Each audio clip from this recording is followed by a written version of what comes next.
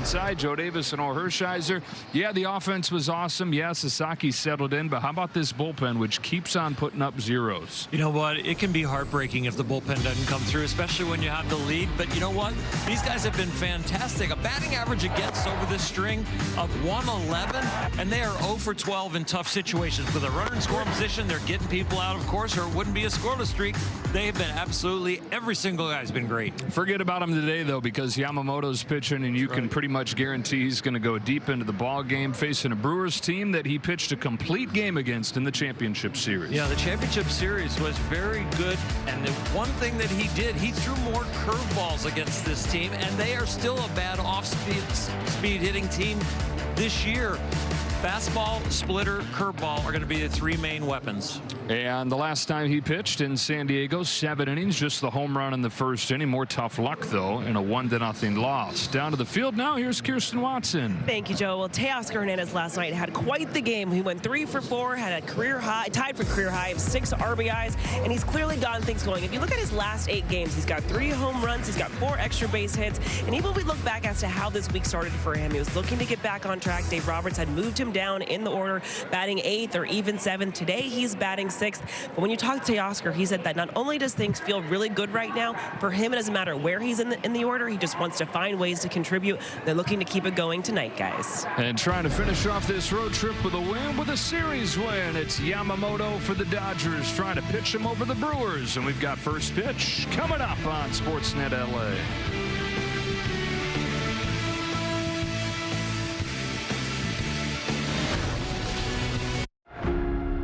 Well, with his double yesterday, Freddie Freeman now stands alone in 30th on all-time doubles list. He has 561 doubles and is 4th behind Carlos Beltran and 11 behind Robinson Cano and Pudge Rodriguez. So, fellas, let's talk about we talk about all the time, professional hitter and able to get a bunch of doubles, Jerry, and just continue to propel his team. Yeah, I mean, I love that Freddie's a throwback guy. And on that list are Hall of Famers. Right. And great players. In order to be great for so long, you got to have a great approach at the plate. Freddie, really from day one, has had that professional approach. Just one of the best hitters I've ever seen.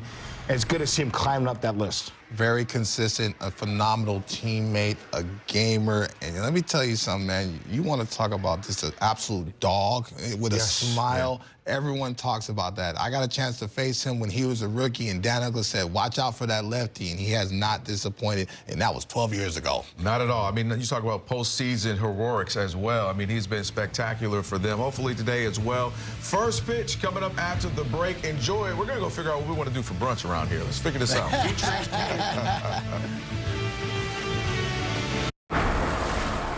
Take one, defend. All these great roads were built. On SportsNet LA is brought to you by Carl's Jr. The real sourdough star is back at Carl's Jr. You can get it for just $5.99 for a limited time. And by your Southern California Lexus dealer, who invites you to test drive a Lexus today.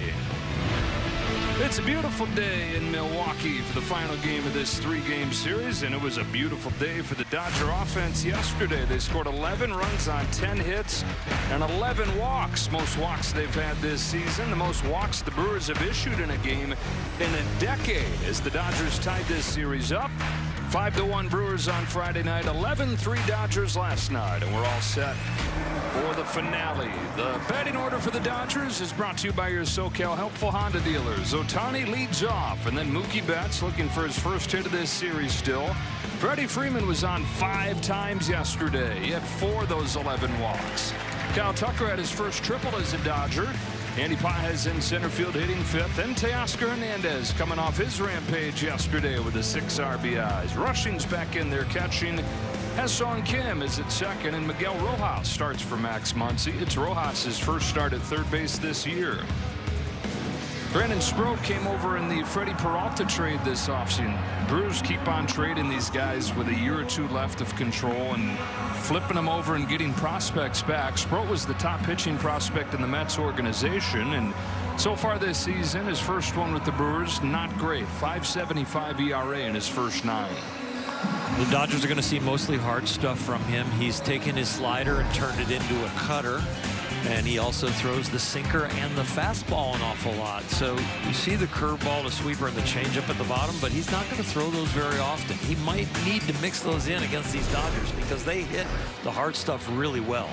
Line he had on Monday at Wrigley Field in a no decision, 4 2/3. Yeah, those 3 walks have been an issue for him throughout his young major league career. 2 more hits yesterday for Shohei. 457 over a 9-game hitting streak. He is fully back. When you talk about Shohei, the swing looks good. He's hitting it powerful to the opposite field and to the pull side. Posture has been consistent, and he said that has been the key to getting him back on track. How about the roof is open today on a gorgeous day. Just the 2nd time all year they've had it open here in Milwaukee. Temperature's supposed to get up into the 70s with bright sunshine above. They have it cracked open, so there's still shade over the pitcher. As Ohtani climbs in, and off we go with a fastball a little bit low. Tyler Jones, young home plate umpire, calls it ball 1. That on base percentage, 2nd in the National League, trailing just Milwaukee's Bryce Terang. A little bit high and away, ball 2. The shadows were showing, and the shade covering the mound and the batter and back to the batter's eye. This is the Ryan Braun roof setup. They wanted to crack the whole thing open. He said, that's too bright. I can't see the ball. Can't you just, you can have it open but still keep the pitcher in the shade? Trying to keep the pitcher in the shade and have him in the same light as the hitter's batter's eye out there in center field. So just a sliver of light interrupting that. MVP asks for it. He gets it. 4-pitch walk to start the day for Ohtani, and here we go. After 11 walks yesterday, it's a walk to start this game. You have to take what they give you. If you start chasing because you want to hit, it's going to be a bad day offensively. So yeah, it could be a little bit boring and kind of wear on you taking all the walks, but that's the way to do it. Don't they know it's not great TV? we don't like watching them walk down there to first. But Betts trying to join the fun. And the whole team going crazy yesterday, reaching base. Mookie was 0 for 6 and 0 for 9 in this series.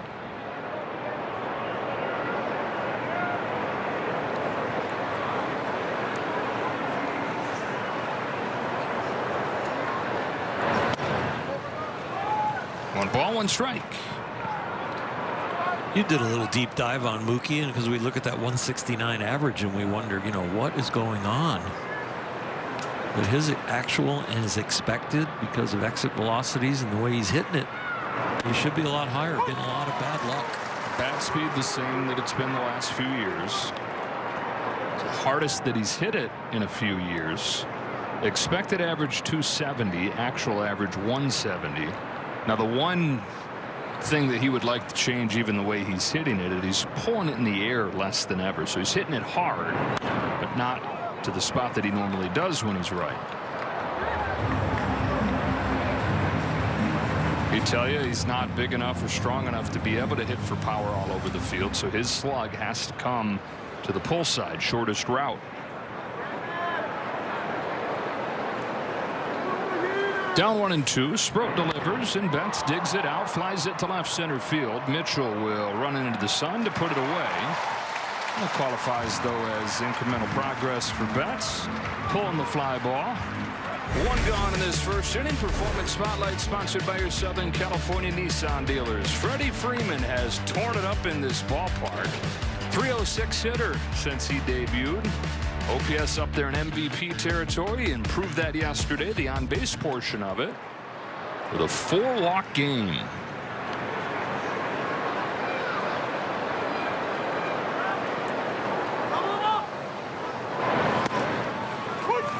After our conversation with Freddie, I'm really going to watch his follow-through, how high it gets and how aggressive it is. He says that is now one of his keys.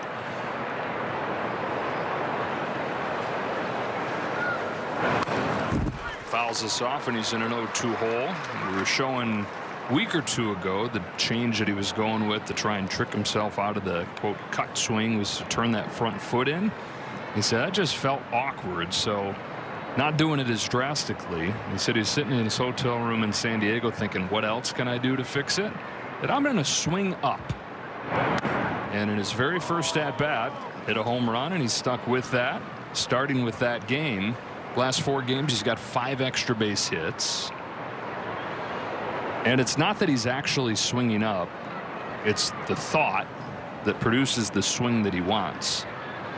Not this time. Down on strikes, 2 away. Yeah, there's feel and there's real. And a lot of times that feel is developed when you're getting ready for the game, doing your soft toss, doing your tee work. And so once he gets in the box, he just thinks about hitting the baseball, finding a lane. Am I looking in? Am I looking away? Am I looking up? Am I looking down? He just reacts. And hitters typically would tell you they go in and out of overthinking it at the plate. He told us that he never once has found himself falling into that trap. Here's Tucker with a ball laced into right field for a 2-out hit. Ohtani to third, Tucker to second, diving with a double. He had his first triple in a Dodger uniform yesterday and doesn't wait around right here, stroking a double to right. Attacking the first pitch, and he hit a bullet.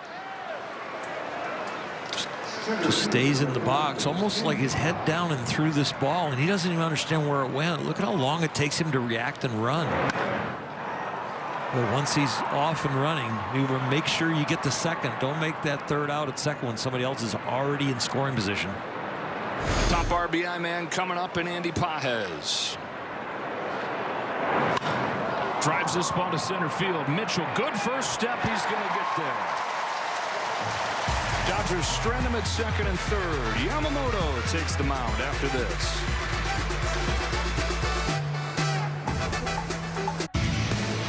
William Contreras back in there for the Brewers after his 3-hit game on Friday. Bauer's trying to start a new streak after his 22-gamer ended yesterday. First start for Mitchell with Frelick, Ortiz, and Hamilton to round it out. First inning has been the one for the Brewers in this series. They've scored 8 runs in the 2 games.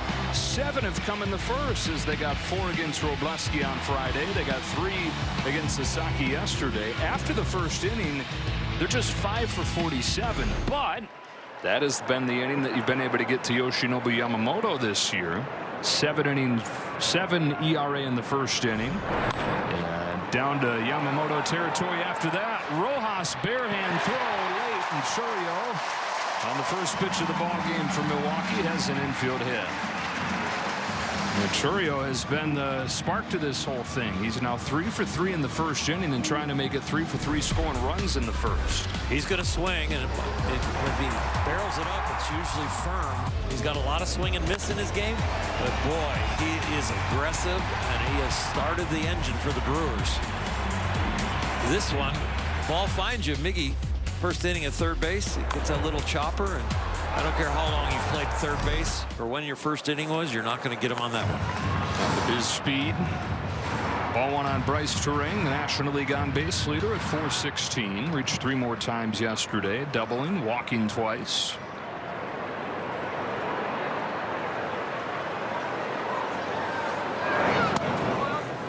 There's a curveball that just misses. You were telling us during the pregame show that as Yamamoto threw that complete game against the Brewers in the championship series last year, threw that curveball a ton. Yeah, he threw his splitter 28 times. He threw his curveball 27 times, and that was definitely an upgrade in usage. The splitter statistically was the best. Milwaukee went 0 for 12 against it. And again, this year they've struggled against off-speed pitches, just 190. The splitter, four-seamer, and curveball in that a magnificent outing, all around 25% each. So you see that and you think, okay, well, he owns these guys. But a few months before that, he started here and gave up 5 runs, didn't make it out of the first inning. So he has kind of been the Dodgers against the Brewers. Dominance in the postseason, but dominated in the regular season. It's a bouncing ball to Mookie Betts and a double play.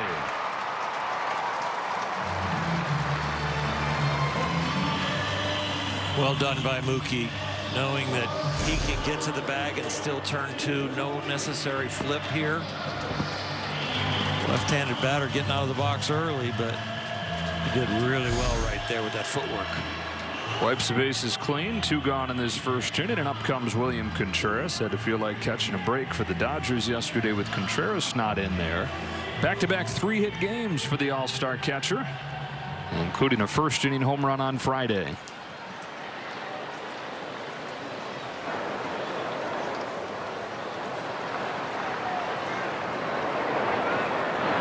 Starts him with a curve and gets a strike. Here is that homer. It was number 4 for Contreras this year. He's got the highest average of his career, above 300, but he's been missing the power. And as we talked about on Friday, the Brewers need more of that. Ton of contact, high on base, but very little pop. And he's one of their leading candidates to provide it. They got to get it from him. Average, the name of the game for him this year for the most part, though, leading the National League since the end of April. He was looking for a way to get that pop. Finds Mookie Betts right here with a ground ball, and Yamamoto, thanks to the double play ball, faces the minimum in the first.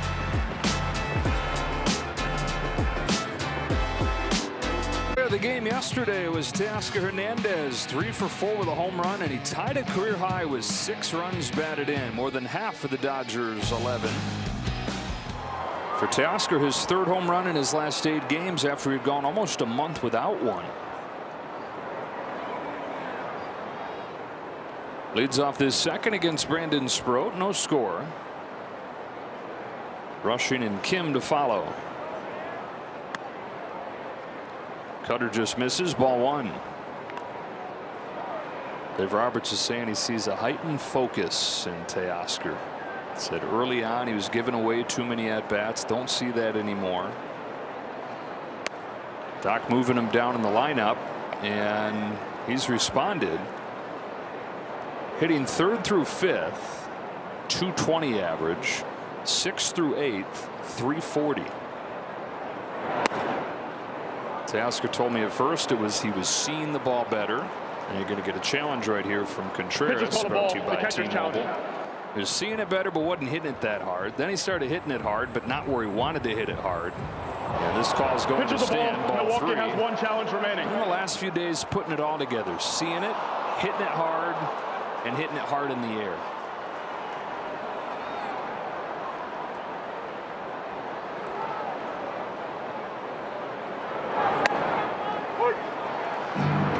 All that production comes from first eliminating the chase.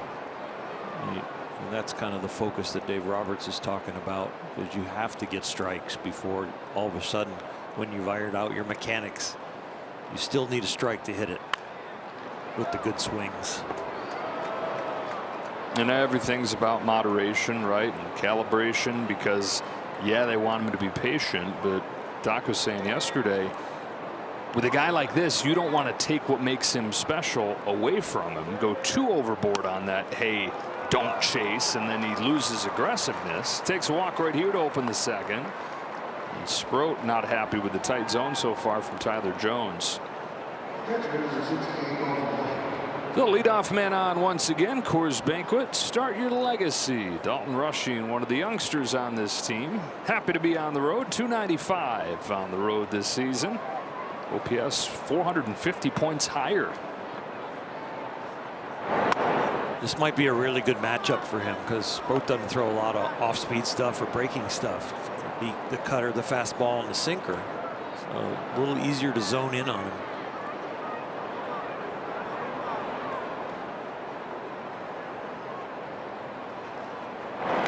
In the dirt, good pick by Contreras.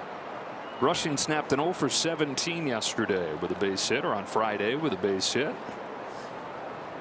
And starts 2 of these 3 games, as Dave Roberts told us going into the series. Give Will Smith a little extra time to freshen up and get his swing right.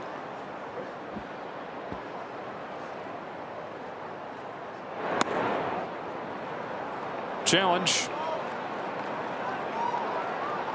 The pitch is called a ball. The catcher's challenging. Rushing says, no, that's a ball. Good try. Let's see if he's right. He's wrong. Pitches a strike. Milwaukee has one challenge Maybe remaining. powered by T-Mobile. You can't argue the computer, Dalton.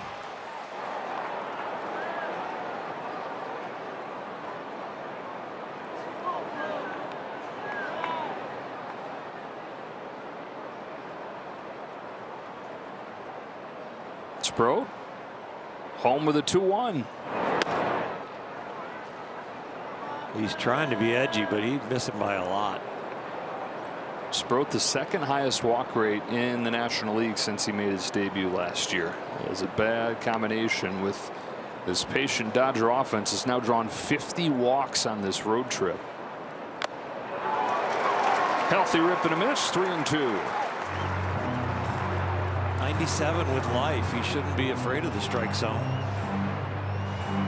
He has written on his glove in cursive there in that yellow stitching, "Let it eat." He says, "I live by that." Throw it as hard as he can. Started thinking that way to himself when he was pitching for the Gators down in Florida. He walks rushing. That's back-to-back walks to open up this second. He had lost it a little bit last year. Sproat had pitching in the Met system coming up, and he said he got back to pitching well and then got to the big leagues because he got back to thinking that way. Let it eat. Don't try to place it. Rip it. When you have life, his mentality should be to throw the ball somewhere near the middle of the plate, because it's probably not going to hit the target. So if it's a little wide left or wide right, he's still in the zone. Chance here for Kim. 0 for 2 on Friday. He was off yesterday.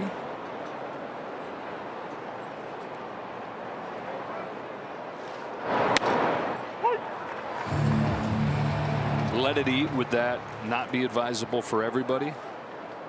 No, I think if unless you throw it dead straight, there is the saying he gets there to remind himself.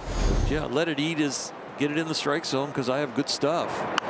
But if you throw it dead straight, you need to be on one half of the plate or the other, not letting it eat. It will get eaten. Big leaguers can time a bullet, and you need a little life. He's got life. That's why he turned his slider into a cutter. He's got the sinker and he's got the fastball. So he's got 3 types of movement on his hard stuff. Dodgers aren't helping him out, though. I mean, he's thrown 16 pitches out of the zone. They've only chased 2.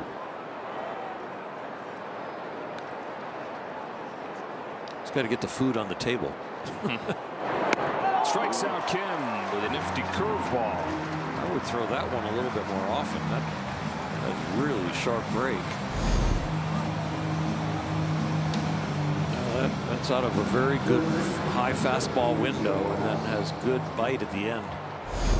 Sproat, a 25-year-old from Pensacola, Florida. Debuted last September, took a no-hitter into the 6th inning in his major league debut. First one to Rojas, bunted foul.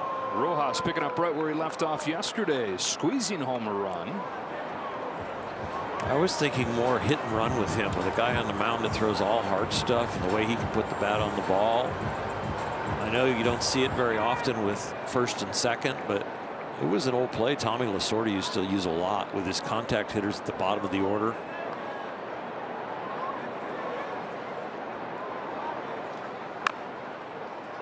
Down 0-2. How sweet was this?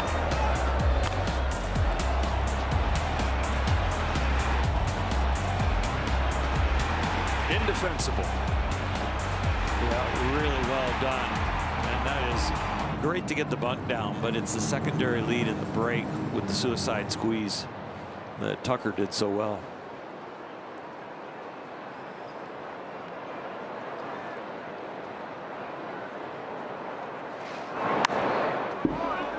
Get off me, ball.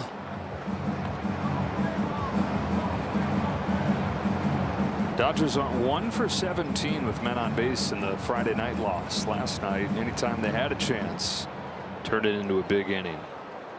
2 4-run innings and a 3-run inning.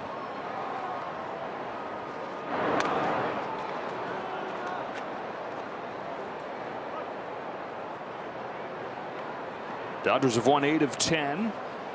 Pitching the most consistent reason for that. The 1.74 ERA in that time, but the offense more and more looking like you expected it would. Set the table again with 2 free passes. 2 on, 1 out, 1-2 pitch. Checks his swing, ball 2.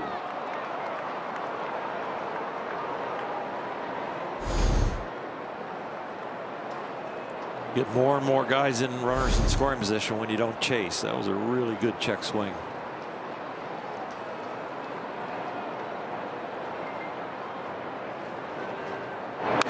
Fouls it again. Facing the Dodgers as a pitcher is being stuck between a rock and a hard place. The rock of the power, the hard place of the patience. It is a mental grind. You just feel like there is no easy out. When they hit like a team, not individually, it is really hard to face them. And then right here you got the 9-hitter grinding you out. Same guy that yesterday had a squeeze to bring home a run.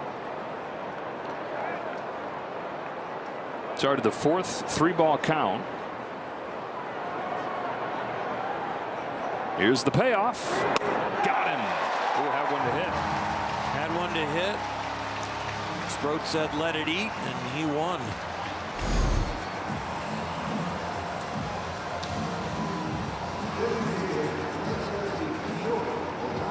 Two walks, but responds with 2 strikeouts. Ohtani.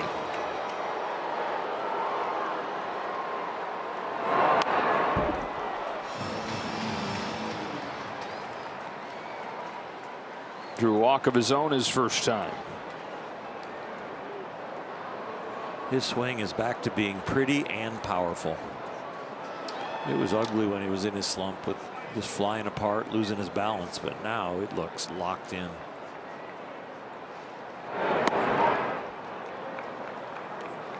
Even his takes are in balance. When he got his front foot down right there and didn't launch the bat, he was solid as a rock in the ground.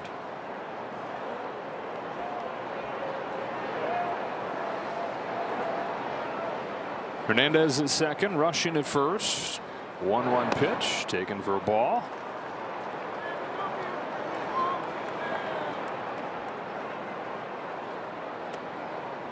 Sproat pitched around a couple base runners in the first inning, trying to strand 2 more here.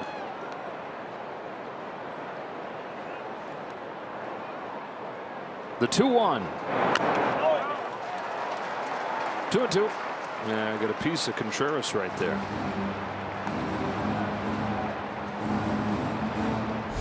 I think the foul ball gets his finger again. The pressure bends it back.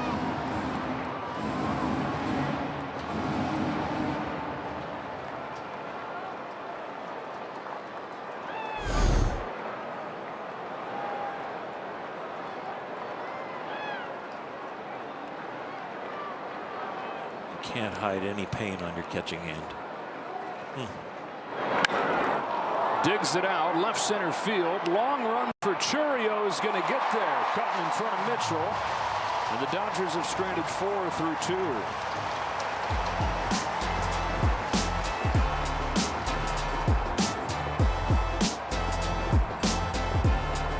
Back out there for the second inning in a scoreless game. If he and the Dodgers get 7 strikeouts today, everybody gets that free Jumbo Jack tomorrow with the purchase of a large drink. And for a lot of this season, his strikeouts have been down, but 3 consecutive games with 8 strikeouts for Yamamoto.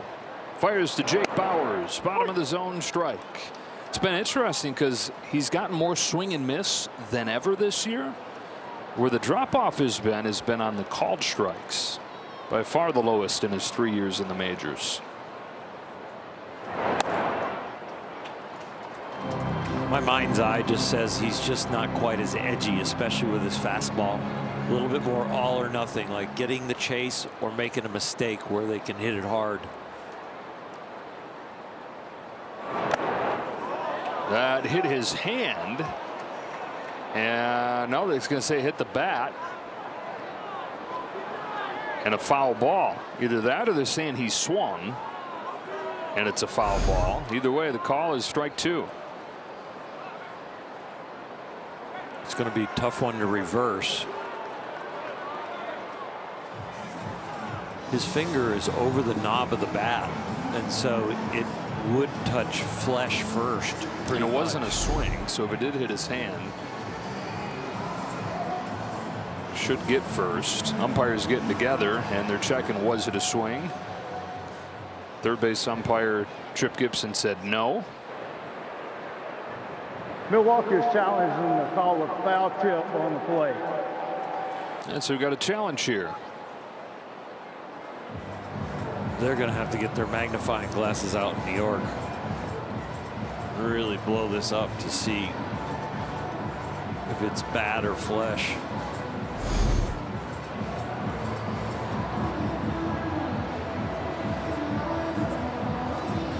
The way he grips the bat, that pinky finger is down over the knob.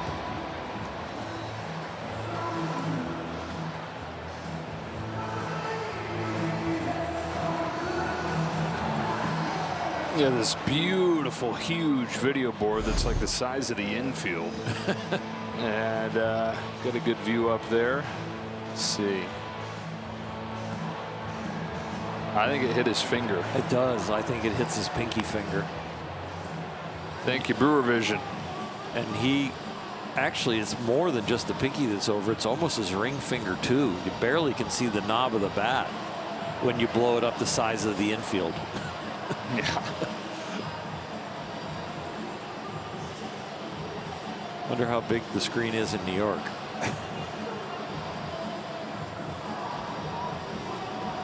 He got his pinky blown up the size of him up on the video board.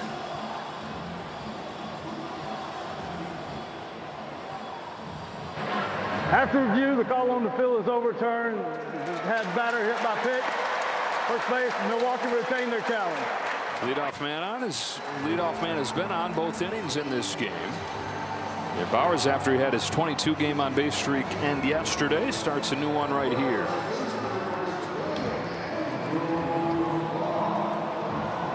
Well, Yama looking for a double play ball now, like he got in the first inning. 3 ground balls.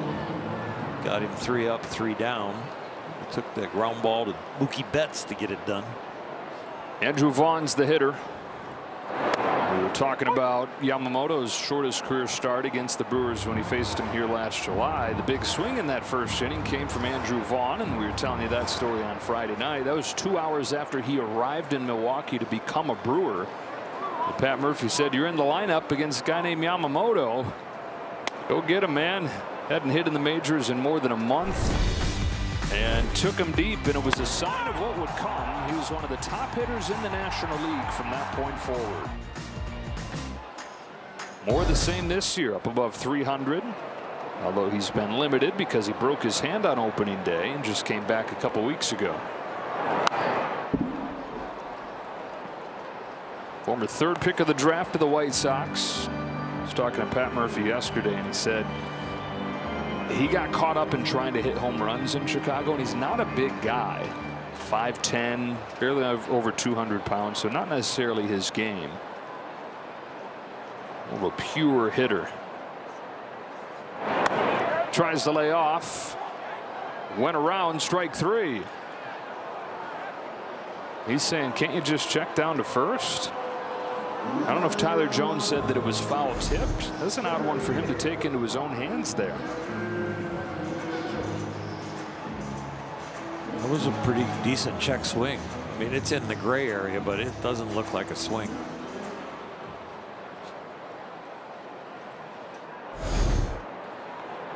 All right, so it is a strikeout. First one of the day for Yamamoto. Check swing from Garrett Mitchell.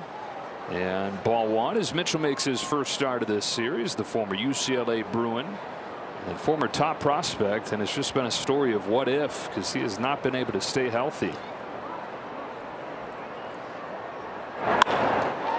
Up the middle, base hit center field. Bowers takes 3rd.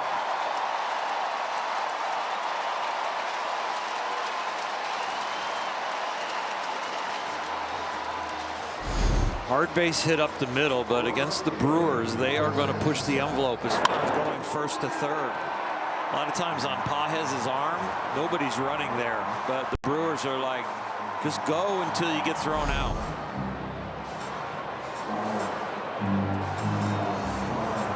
Make more contact than anybody, run the bases more aggressively than anybody once they're on, and they're also the best in baseball at producing productive outs. Sal Frelick has knocked in a run in both games in this series, including with the sacrifice fly on Friday night in this situation. First pitch curve, bounce to second. Kim to second for one. That's all they'll get, and the Brewers get the game's first run. Domino effect of the aggressive base running.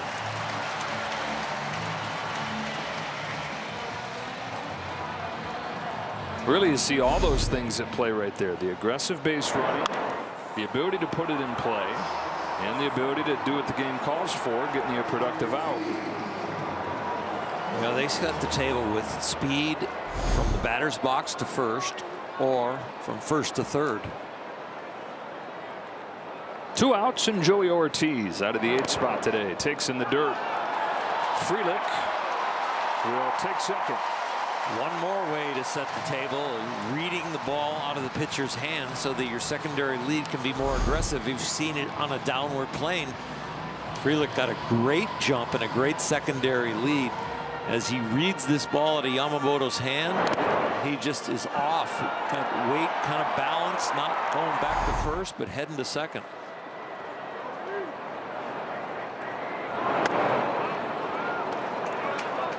Two-0 on Ortiz. So Frelick has an RBI in all 3 games in this series, even though he's only got 1 hit. Finding a way to make an impact, even with the average low and the hits not coming.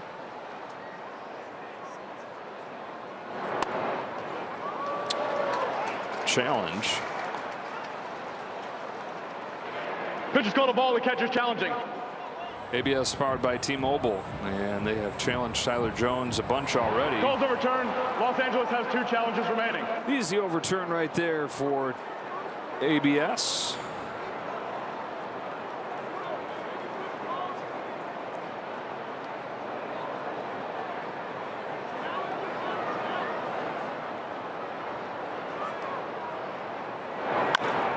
Big bounce to Betts. One shortstop to another to end the second inning, but the Brewers cash in first, 1-0 after 2.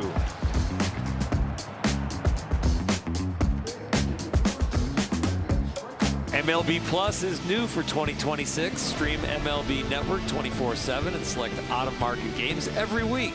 Plus, live radio broadcasts of every game, game day 3D, big inning, and minor league action. Visit MLB.com/MLB Plus to subscribe today. Strike one on Mookie Betts. 1-0 Milwaukee. Dodgers have had 2 base runners in both innings against Sproat, but still looking for their first tally. Betts did pull it in the air his first time, but it was caught by Mitchell in center. And so Mookie's 0 for 10 in this series.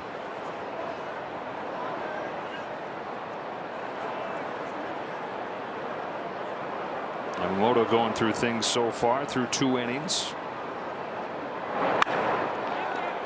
Backhand play by Ortiz. Heck of a play by Ortiz. It was Betts that got him to finish off the bottom of the second, and he returns the favor here.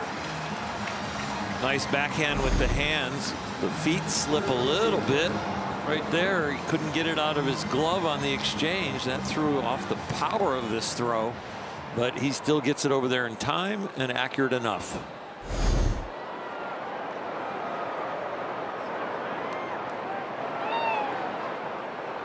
Freddie Freeman with 1 away. One of the 3 strikeout victims of Sproat so far.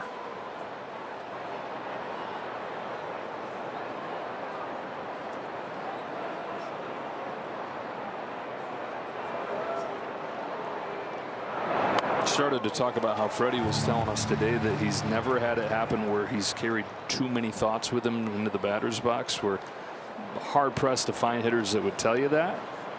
He said he was lucky to have a lot of success coming up through the minors, where right there side by side with Jason Hayward coming up through the Brave system, nobody ever really stepped in and made him change mechanics or think about mechanics any more than he wanted to.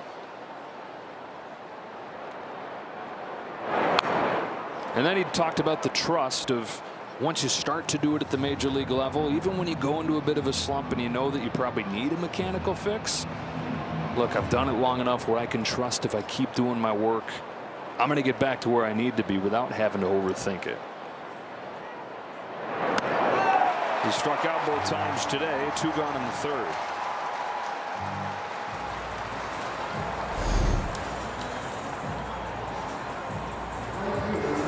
That trust and having a foundation of success, it helps you wade through these, for him, moments. They're not real long.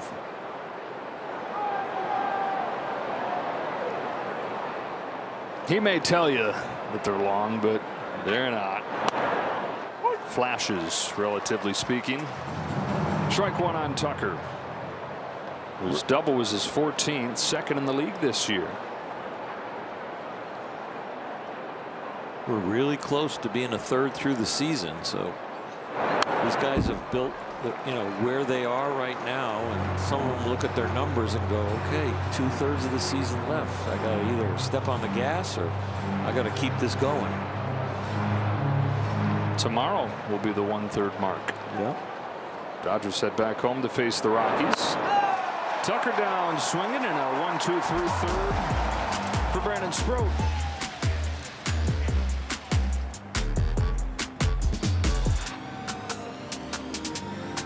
Back-to-back world champion Dodger baseball on SportsNet LA is brought to you by your local Kia dealers. Visit Kia.com to discover movement that inspires. Well, Dodgers still looking for their first run in support of Yamamoto, who, even as good as he's been, 3-4 this year with that lack of run support. Got a bunch of it as a rookie, none of it the last 2 years. 9-1-2 for Milwaukee in the third. It's David Hamilton to lead off. That's ball 1 from Yamamoto. Hamilton, a speedster who they got from the Red Sox in a trade this offseason. He's bunted more than anybody in baseball. Trying to take advantage of that speed. He has the highest on base percentage of his career, which is everything for him, because that speed doesn't matter a whole lot if you're not getting on base to use it.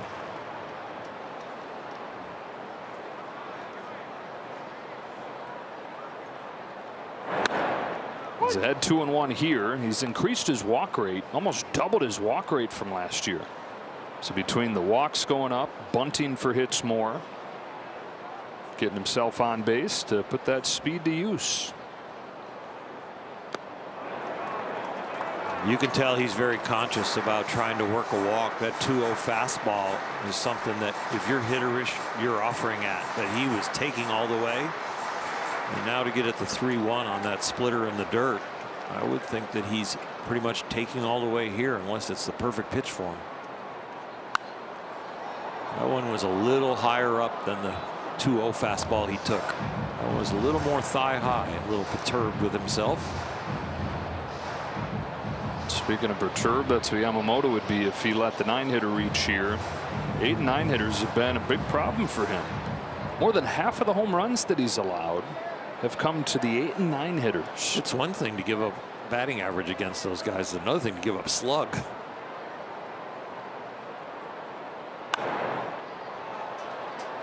This is not normally a candidate to give you much slug right here. Although he's coming off a game at Wrigley Field on Wednesday where he had a triple and he had a Little League home run. Pico Armstrong played a single into that Little League homer. Only 3 extra base hits total this year, though, for Hamilton, who takes strike 3. Backdoor with a cutter. That's the one pitch that opponents have really hit hard against Yamamoto. Both hits today have come against it. League's above 400 against his cutter on the year. Little backdoor cutter out of his hand. It looks like it's going to be a high and away fastball, but that cutting action brought it back on the corner. When he has so many good options and he gives up so many hits on one of them, why continue using it? Churio takes high. Maybe you feel like you're going to need it the rest of the season, so you just don't want to give up on it, but I understand your logic for sure. And I get too that it's It doesn't live in a vacuum. It sets up other pitches. The threat of having it can help the other pitches be better. And you have outings for outing that, you know, one pitch feels better. You have innings sometimes, like the first 3 innings you go, I got a great curveball today, and then by the 4th inning you go, oh, the cutter's better now. And you feel it in your warm-ups. You feel it in the first few pitches of the inning.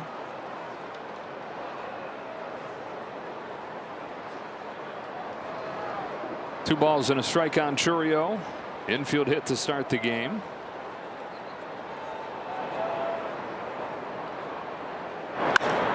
Poke to right. Tucker. 2 out. Let's get a word from Morongo. Laugh it up with Chico Bean. Live August 8th. Morongo. Base is empty, 2 out as he looks for his first 1-2-3 inning of the game, and Bryce Terang stands in. Bounce into a double play his first time.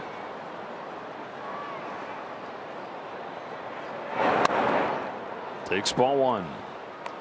Guy's been getting better and better. As a rookie, statistically was the worst hitter in the National League. Added the power last year. On base this season, leading the league in on base percentage. His walk rate has gone from 10% to the best in the league, 17%. He's going to improve the on base right here. Dropping a ball into left center field. Pages comes up, gun into second. He got him. Andy Pages throws out Terang. Man, it's a sight to behold, that cannon of a right arm from Andy Pages.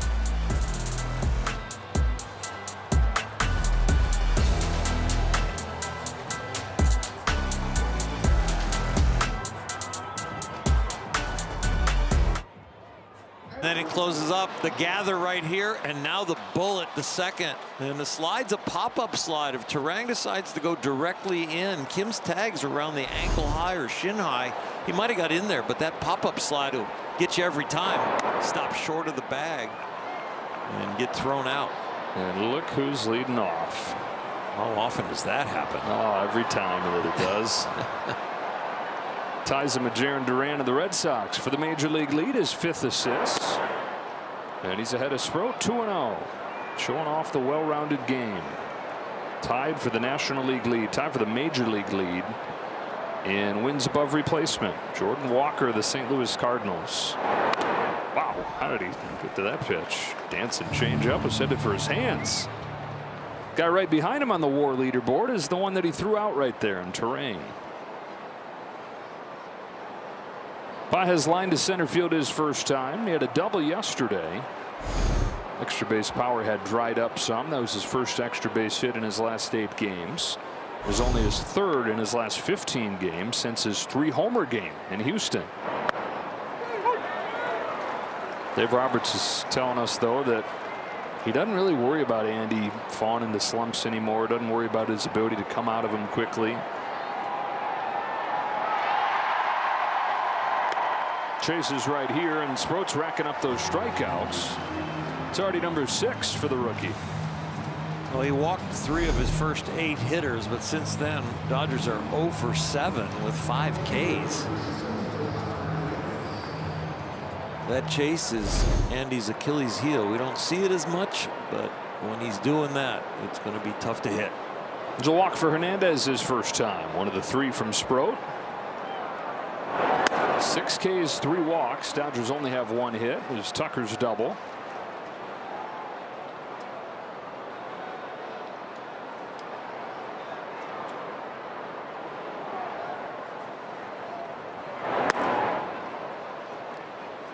Brewers have scored first in all 3 games of this series, but have no fear. The Dodgers have 16 comeback wins. That's 2nd in Major League Baseball. Now, how about this? The score over the first 3 innings of games in this series: 10-0 or 9-0 Milwaukee. From the 4th inning on, the score is 12-0 Dodgers.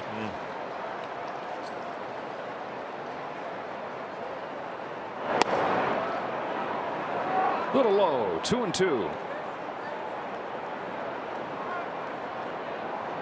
Graphic proof. Now it's real. On the other side of that coin is the great bullpen and the string they're on. Up the middle, that ball had eyes. Base hit for Teoscar Hernandez. It looked like both fielders up the middle gave up on that one early because it looked like they should have gotten a little closer to it. And after his 3 for 4, 6 RBI game, he's been on twice today. Well, it's just a nice easy jog after they realize they're not getting to it. Odd anytime you see something not clean for the Brewers. This team does the little things so well. And they hustle on everything, so that was really odd. Change up, gets a swing and a miss on Rushing. Drew walk his first time up. These two guys in the order here in Teoscar Hernandez and Dalton Rushing, 6 and 7. They've reached all 3 times they've come up.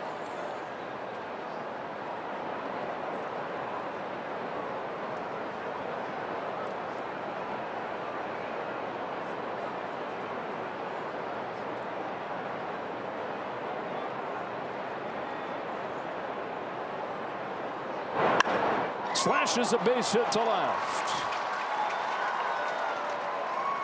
And this little pocket of the order stays perfect. Really good swing right here. Keeps the hands inside. Slices this ball, but it's on the barrel with that slicing action.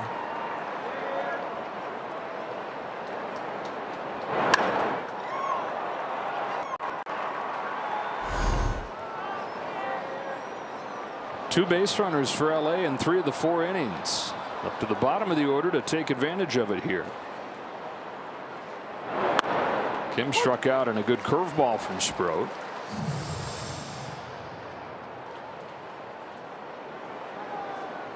It's been a roller coaster ride in what they've done with runners in scoring position in this series. Really on this trip, they were awesome in Anaheim, not very good in San Diego to start that series. And then up and down this weekend. Quickly 0-2 on Kim.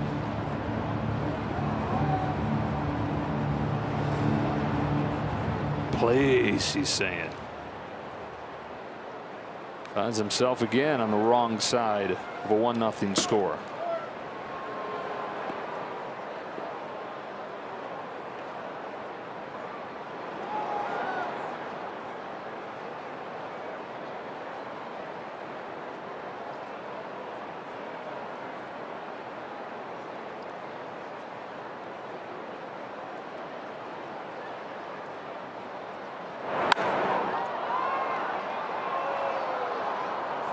When we've seen the Dodgers struggle with runners in scoring position, it's not usually because they're chasing. It's because when they get their pitches, they're just fouling them off. And that last pitch there for Kim was a good hittable pitch. It's really the way it was in San Diego. We saw a lot of hanging breaking balls that didn't get crushed. We saw fastballs in the middle of the plate, kind of thigh high, not getting hit. Just fouling off their pitches.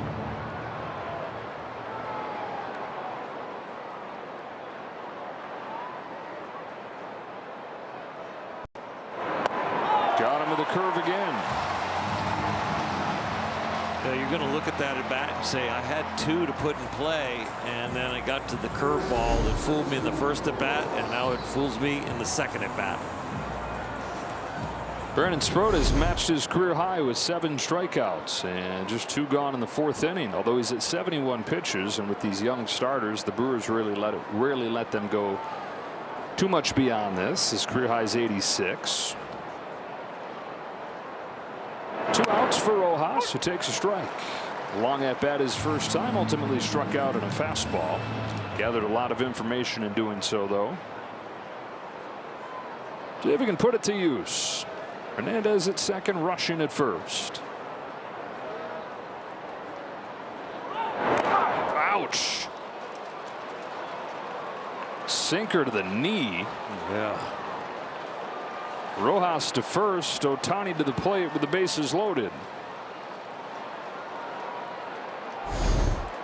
Well, you earned a couple of base runners, and now you get a 3rd one with a gift.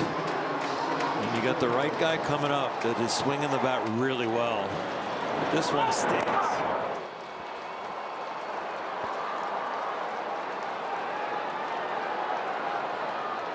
Bases loaded, 2 out. Nowhere to put Ohtani.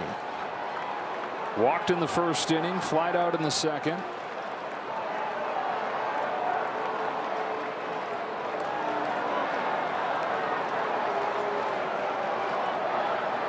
Sproat comes home. Ohtani swings and misses at a first pitch cutter.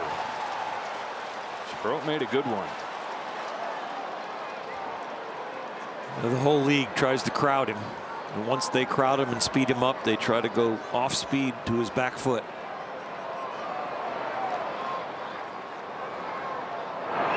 Oh, to the backstop. Here comes Hernandez, and the game is tied. A 2-out wild pitch from Sproat. And it's 1-1 in the fourth. This is the opposite of trusting your stuff. This is Ohtani, bases loaded, 2 out. I'm up 1-0, and I'm going to try really hard on this pitch and just overthrow it.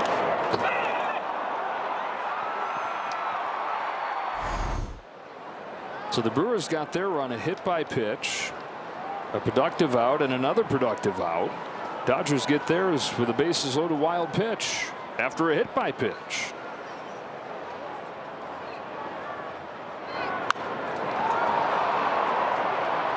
It's going to find the seats. Somebody's going to get an Ohtani souvenir. 1-2.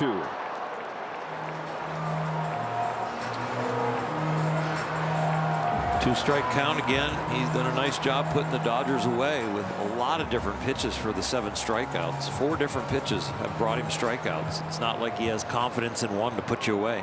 Fastball, sinker, curveball, and the sweeper. Second and third, 2 out, 1-2. Change up, grounded to Vaughn at first. He'll take it himself. But the Dodgers are back to square one. Tied at 1, middle 4.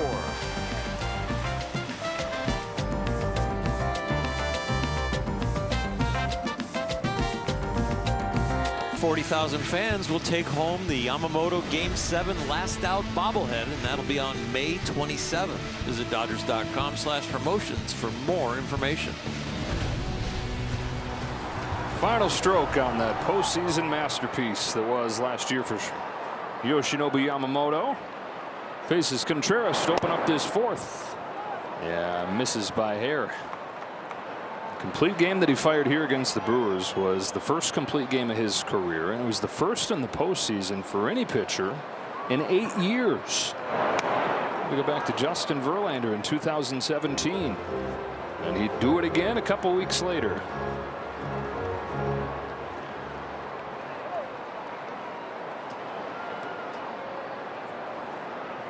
Contreras to ground out his first time.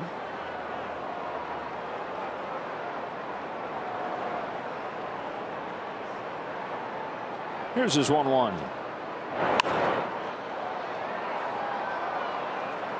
When you're down 1-0 and you're on the mound, there can be a distraction of kind of separating your thinking a little bit, putting pressure on yourself. That run with the wild pitch really helps Yamamoto. And he has been very efficient, so he's got a chance to go really deep into this game. Somehow Contreras gets his bat on that ball. A splitter that was just off of the dirt, but he flies it to left, and it's caught by Teoscar Hernandez. Well, this should have been a chase, maybe a different kind of out, but he did a great job giving himself a chance getting that one in the air. Yamamoto so good against the Padres the other day, but the 1-0 loss. He went 7 innings, the 1 run on 3 hits. First inning home run, and just 2 hits after that. But he was despondent after the game. Reporters are like, "Well, it was a good outing, right?" And he's like, "No, I cost us. I gave up that run. I didn't give up that run. I would have matched Michael King." And man, you talk about having a high bar. Can't do a whole lot better than 7 innings and 1 run. Ball and a strike on Jake Bauers. Standards that he won't let himself up for air on.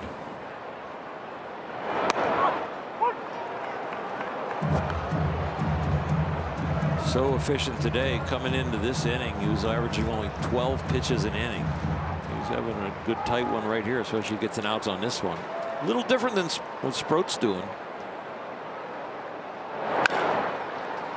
Chopper Kim, 2 out. Sproat's got 77 pitches through 4. He's averaging almost 20 pitches an inning. Yamamoto showing him what a veteran looks like, throwing it in the strike zone, getting people out. It all works together, doesn't it? We're talking about the bullpen and how great they've been. Everybody's been able to slot in right where they belong, not have to do anything more than the job description normally calls for, because the starters have gone so deep so consistently. Here's a smash off of the bat of Vaughn and a base hit in front of Teoscar Hernandez. Vaughn's a little out in front of this pitch, but it's elevated enough for him to be able to put the bat on it. It's almost a little hesitation there in his swing as he reaches out for that pitch. He's fooled, but it's in the wrong location as far as getting him to swing and miss. It's the pure hitter in him that we're talking about. Pat Murphy mentioning the other day. Not necessarily a power hitter. Always, though, just a flat out hitter.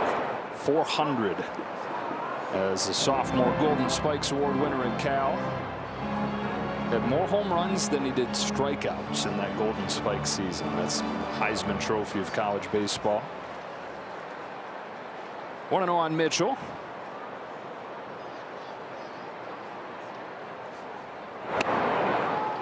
Always the best hitter. They called him Bam Bam when he was a Little Leaguer. Santa Rosa Little League in Northern California. He was the kid that used to sleep with his bat.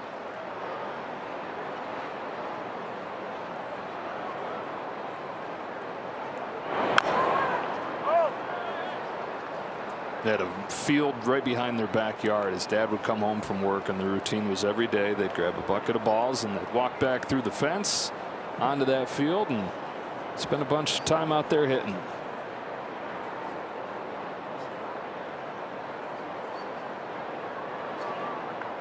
One ball, 2 strikes on Garrett Mitchell, who strikes out at a higher rate than any hitter in baseball. Franchise record, or the major league record, 37% of the time was Chris Davis, all or nothing slugger for the Orioles. He's at 36% this year. Here's a 2-2. And it goes full.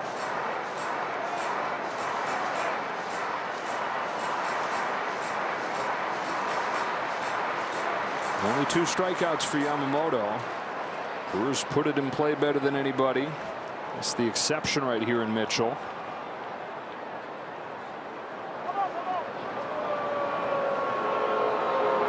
Two strikeouts, no walks, but Yamamoto kicking himself for hitting Jake Bauers in the second. Hit Bauers to start the inning, and Bauers came in to score their lone run.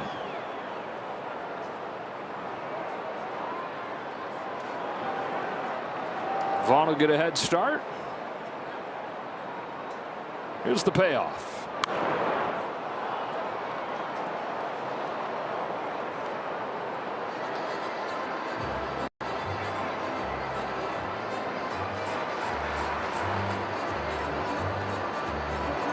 Out in the outfielders' minds right now, they're playing a little bit of no doubles.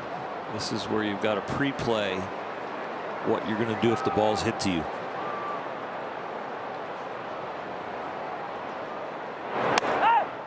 Mitchell takes a 2-out walk.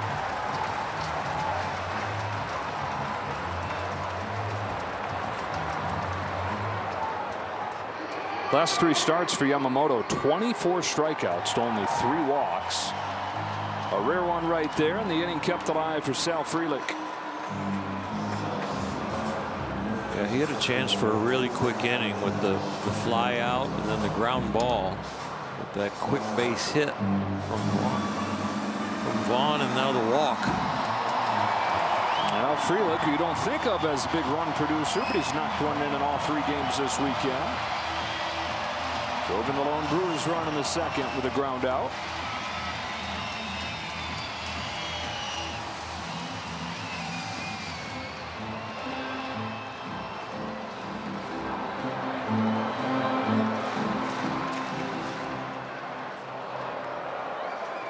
Former first-round pick, 4th year in the big league, Sal Frelick, 2 on, 2 out, and a curve is in for a strike. Love when he does that first pitch. He almost never gets a swing against that. No, coming out of his hand, it looks like a fastball for a ball. He does it so rarely.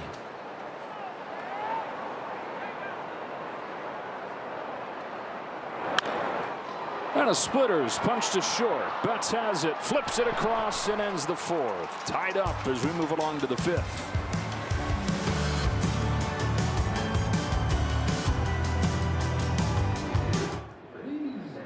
Back, world champion Dodger baseball on SportsNet LA is brought to you by your Toyota dealers. We make it easy.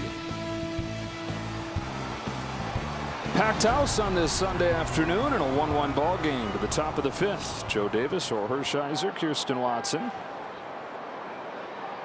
2, 3, and 4 hitters coming up. Mookie Betts to lead off. Then Freeman, then Tucker. It's the rookie Brandon Sproat on the mound for Milwaukee. He's matched a career high with 7 strikeouts. 78 pitches already, though. Let's play down the line right there. Even the ball boys play good defense in Milwaukee. 86 the season high for Sproat, by the way. 6'3", 210 pounds, looks the part. Stuff moves a bunch. You can see why they were attracted to him in that Freddie Peralta trade. We've seen Nolan McLean explode onto the scene for the Mets this year. Going into last year, though, Sproat was the more highly regarded prospect even than McLean.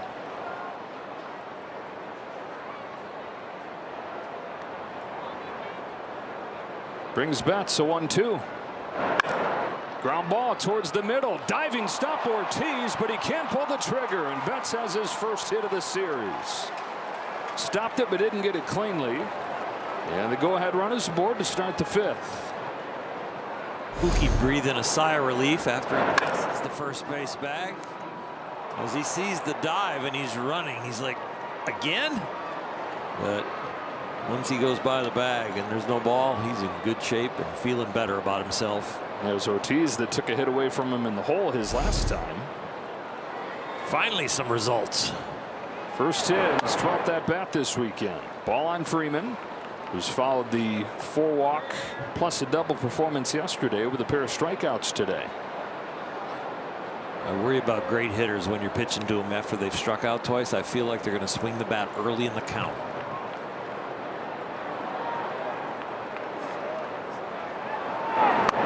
Wanted to. Technically did.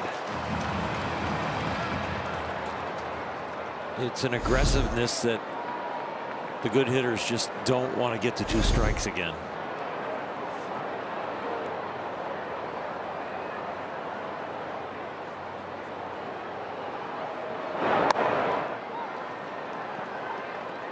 With the Dodgers, you know, Miggy will stay patient.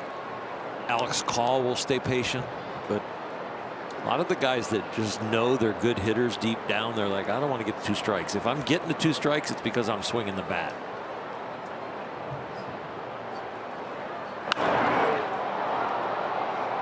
Down the line to left. Churio will watch it sail to the seats. Freddie looks frustrated with himself. I don't know if he's frustrated with the inability to lay off that strike 2 pitch. Getting a lot of gosh darn it's under his breath. And I'm not editing. He's definitely rated GP. GP? General Public. I said it's PG. G. There was G and then it got, Yeah, I think it's just G. Or PG, parental guidance. So I guess the difference is if it's PG, it's like it's raunchy enough where your parents need to be there while you watch it, compared to G, anybody can be sitting next to you. It used to be in my generation, I think GP at one time. It's changed. Betts runs, fouled off. In my generation, the first guy in first, when he goes there, he runs too. Yeah, some things never change. After the game, I'm getting on the internet. I'm going to find out if I'm just crazy.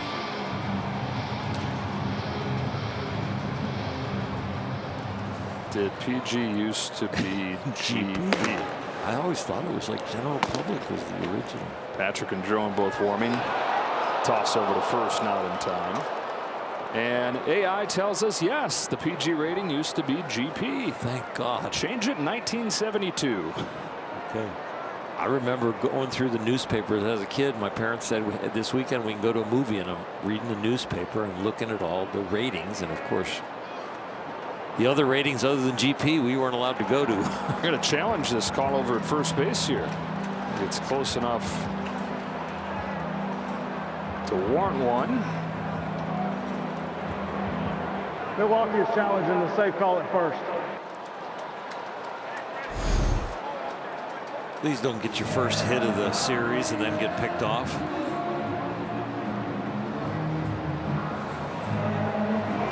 Is there another angle where we can see if the glove touches him in the ribs before he gets back?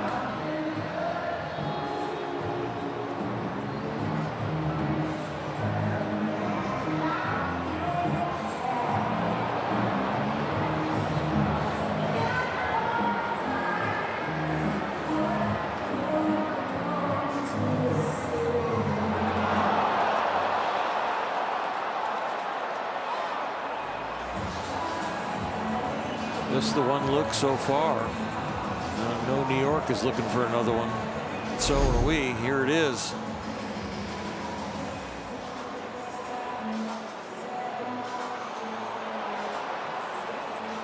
All in the field is safe. I don't see enough evidence to overturn it.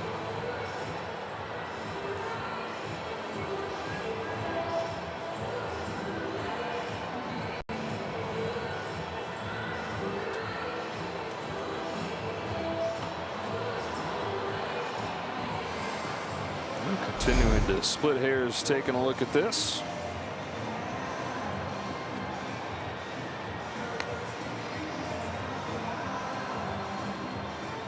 It definitely looks like the glove gets in the area of the tag before his hand gets to the base, but does the glove actually touch him? Review, the call on the field stands. The runner is safe. Milwaukee will lose their challenge. All right, you can understand why they thought it was worth trying in a tie game here. That's still alive, though, and it's 3-2 on Freddie Freeman, who's been up there forever.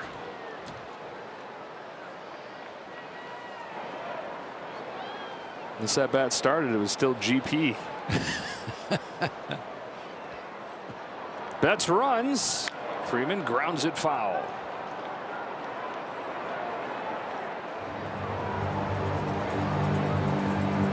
This will be the 8th pitch coming to Freeman. Wedged in the middle of there. A 3 or 4 minute review. Well, the pitcher on the mound that has trouble controlling the baseball, these delays have been good. You get one down the middle, or you're going to get ball 4. See if Mookie's running again.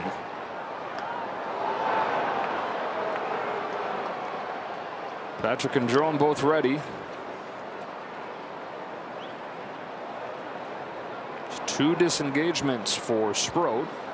Means he'd have to be good on this one, or it would be a balk. There goes Betts on ball 4. All that for that. It's a walk for Freeman, his 5th the last 2 days. And the 4th one of the game issued by Sproat. It'll be the last hitter that he faces, and so ultimately that high pitch count that we've been keeping an eye on will doom him here. Strikes out a career high number of hitters, but out of gas in the 5th with nobody out. So the bullpen will take over for Pat Murphy with runners at first and second. And a 1-1 game in the 5th.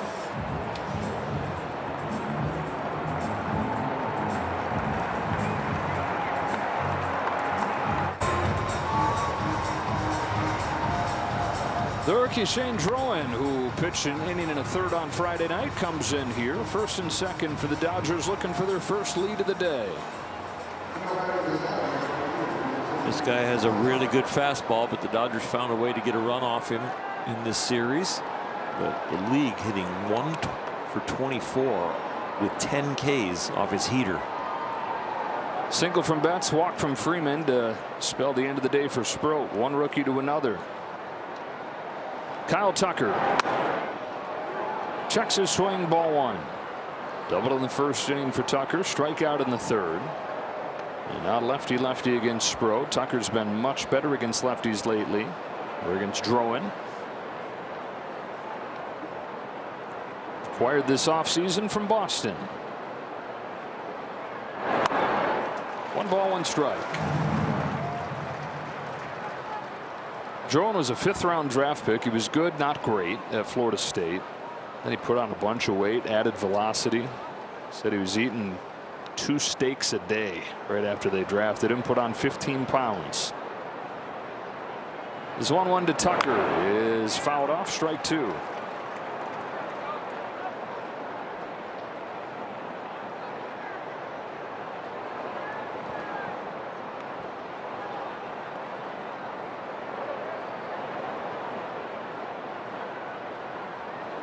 Dodgers have had 9 base runners in this game. So far, though, a repeat of Friday night. They had all the traffic, just haven't been able to get runs out of it.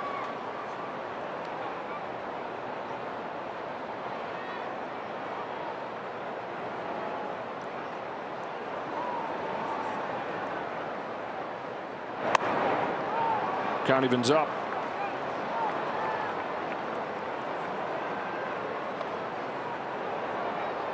Not yet final for Sproat.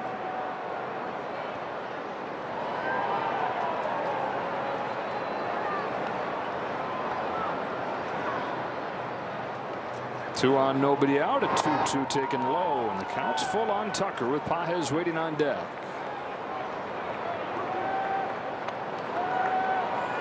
Starting to feel like this Dodger offense might explode here.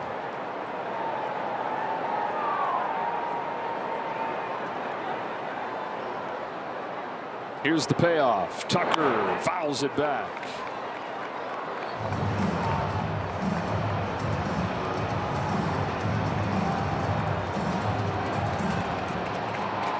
Sproat defaulted. He defaulted to, hard stuff, and this guy on the mound will continually be brave with his fastball.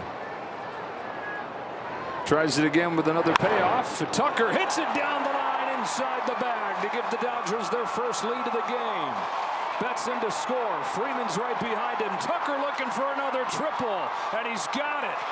Hadn't had a triple in more than a year going into yesterday. Now he's got 2 in a 24-hour span. Dodgers lead 3-1. Well, when they're not messing with your timing, you got a pretty good idea you're going to get fastball, and he picks on it. And not only does he pick on it, he hits it right down the right field line. That's how early he was starting in a 3-2 count.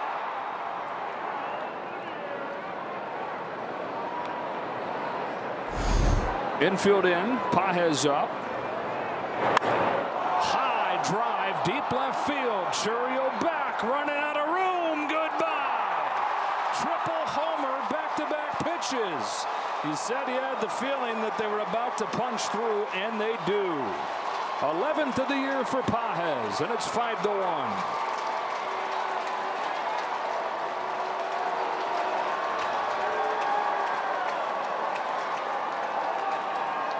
When you're watching a game and the opposing 2 pitchers are not really changing speeds very well, and it doesn't matter, one was right-handed, one was left-handed, but they both want to try and get you out with something hard. Second time around the order, there's a rhythm to hitting, and it looked like the Dodgers were getting on it. Shane Drowan had not given up a home run in the major leagues in 22+ innings. Pages gets him. Yeah, and talk about his RBI total being way up there now, 45 this year. Tied for the National League lead. That's largely because 10 of his 11 home runs have come with men on base. So much of the year was sitting down in the bottom of the order, and a lot of traffic on for him.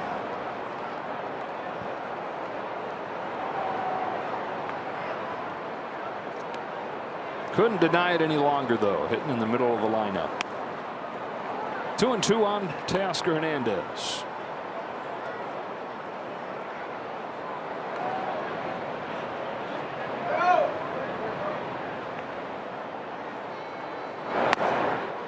Down on strikes.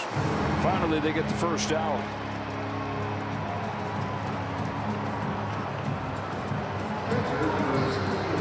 Story's been the big inning the last couple days. The 4-run inning, then the 3-run inning, then the 4-run inning yesterday. And here's another 4-run inning here. About time, huh? Oh, wow. And that's got to feel really good. He has been pitching in the desert of no runs. Hot, dry place. Yeah. Very parched. Rushing to deep center. Mitchell's there, 2 out. It feels like he found an oasis, and this is not a mirage. Well done. I got 5 runs to work with.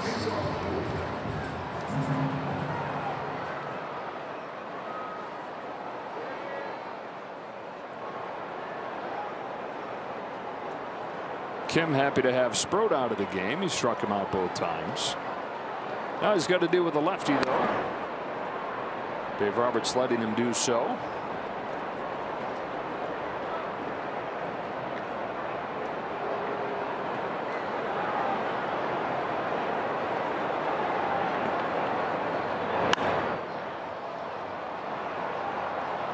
Hamilton's over there. Out of room, though. Kim 1 for 11 against lefties this year.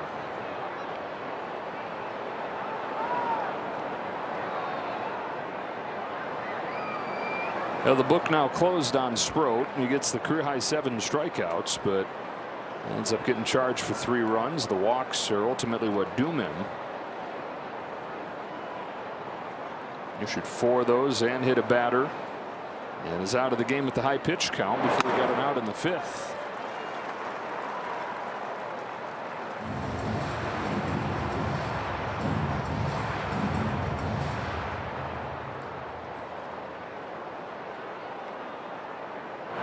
Third K for Kim.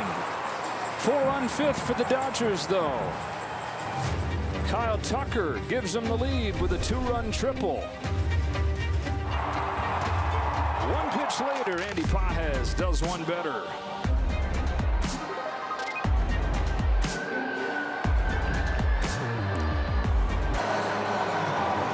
Dodgers get Yamamoto some run support. He's got a 5-1 lead to the bottom of the 5th.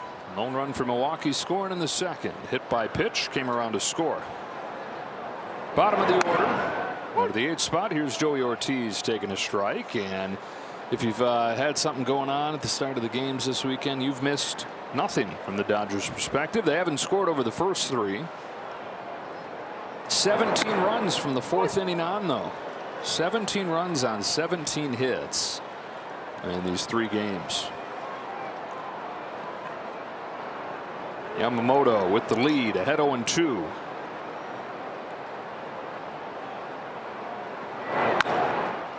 Back to him. 1 away. He's a ground ball machine today. 13 outs, 7 have been on the ground. He's given up 4 hits, and 2 of those have been on the ground. He's at his best when he's getting ground balls and striking people out. A little shot put over there to Freddie Freeman. He got the job done. Javelin. Every Olympic sport is in his delivery. David Hamilton here with 1 away. Rare is the game for David Hamilton where he doesn't try to bunt at least. Something that he'd never even really practiced before coming here to Milwaukee. It's shocking with his speed. It's not like he's new to pro ball either. He's 28 years old. The Brewers traded for him and they said, you got to get on base more. You got the speed. Why not make bunting a weapon for you? Into shallow center field. Betts says that he has it and does. Ow, almost got Pages there in the face. Knocked down.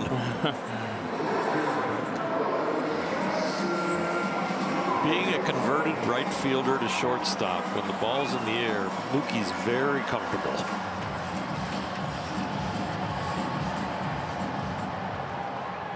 Yamamoto looking for his first 1, 2, 3 into the ball game here. Jackson Churio is 1 for 2. Takes a curve low. Has not had the swing and miss stuff today, but here he is almost through 5 innings on 60 pitches. Glass half full, glass half empty. Best way to get deep into games consistently is not to strike everybody out. He's had weak early contact, which he's gotten today.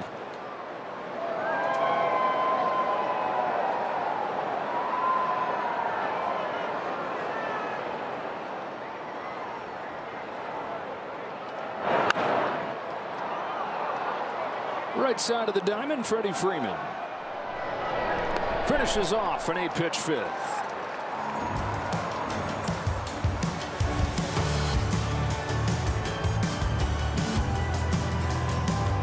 For Dave Roberts bobblehead night, that's tomorrow at Dodger Stadium. That'll be presented by Toyo Tires to celebrate the legendary manager. Visit Dodgers.com/promotions for more information.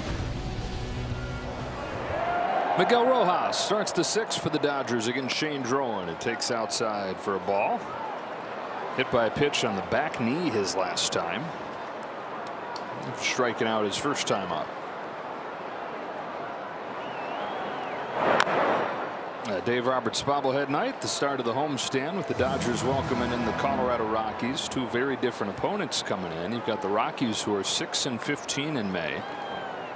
And then the Phillies, who after starting 9-19, switching to Don Mattingly, 17-7.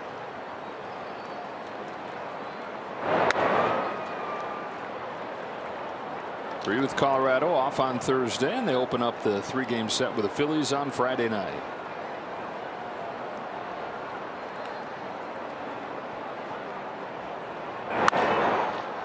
Fly ball center field. Mitchell for the first out. So a 3-series and a 4-series span against playoff teams from last year, going San Diego to Milwaukee on this road trip. Then after the Rockies, the Phillies.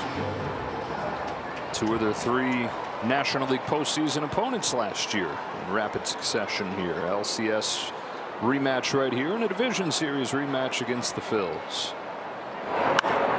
Ohtani sends a fly ball to left. Churio. 2 away. I've never been on a team in my 17 years where a manager got fired. And I don't understand what the chemistry, what happens in a locker room, and why all of a sudden the Phillies would just all of a sudden take off. Tons of respect for Don Mattingly, but it's just really odd that it flips a switch. A lot of respect for Rob Thompson too, and he led them to the World Series and top of the division yearly. It seems like a lot of it has to just do with good timing for Mattingly to take over with a very talented roster that hadn't done it yet and was due to. It's like the manager who times his pump-up speech with the day before the ace goes. For sure. Not that they tried to make the change with the soft spot in the schedule coming, but you had to know that a turnaround was coming soon. 1-2 on Mookie Betts.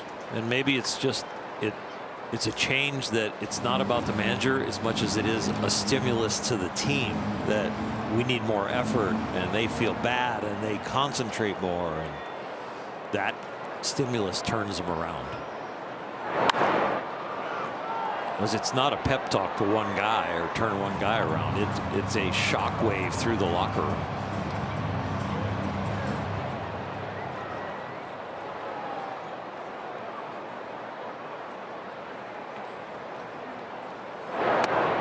Strike 3 called on Betts, but he'll challenge. The pitch is called a strike. The batter challenging. ABS powered by T-Mobile. Shane Drowan has a 1-2-3-6. Call confirmed. Los Angeles has 1 challenge remaining.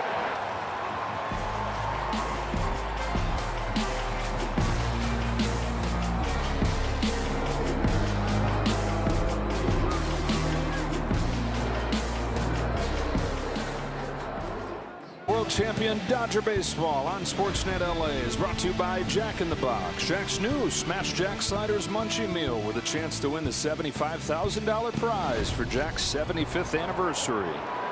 A 4-run 5th inning for the Dodgers. The difference in this one is Yamamoto eases in strike 1 on Bryce Terrain. Just 50% first pitch strikes from Yamamoto, but only a few 3 ball counts. Only one walk. Isn't it amazing how the run support changes everything, where the line was even better his last start, but he came out of it with such a bad taste.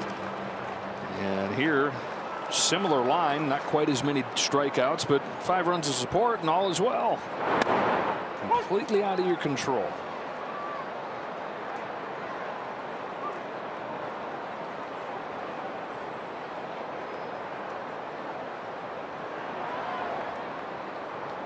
One more tight pitch count inning, and he's got a chance to complete this game.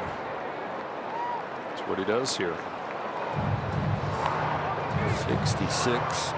No outs in the 6th. On his game.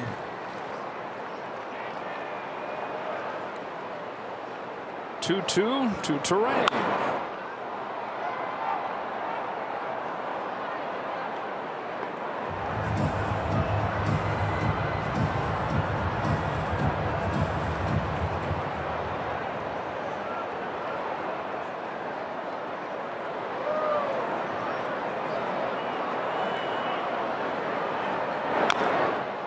Along first, won't be easy. Freeman didn't get him. He says, yes, I did.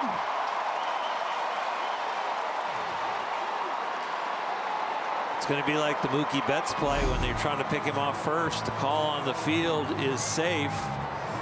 He gets him on the thigh, but let's see where the hand is. I think he's out. He's about 6 inches away from the bag at least when Los Angeles Freddie touches his thigh. This is when you're glad you got a first baseman's glove. They're a little longer.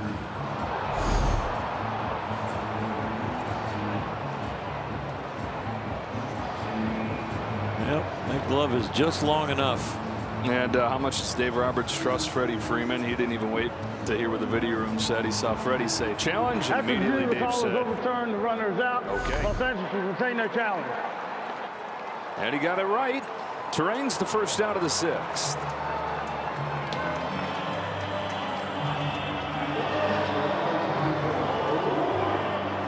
Here's his old Braves teammate, William Contreras.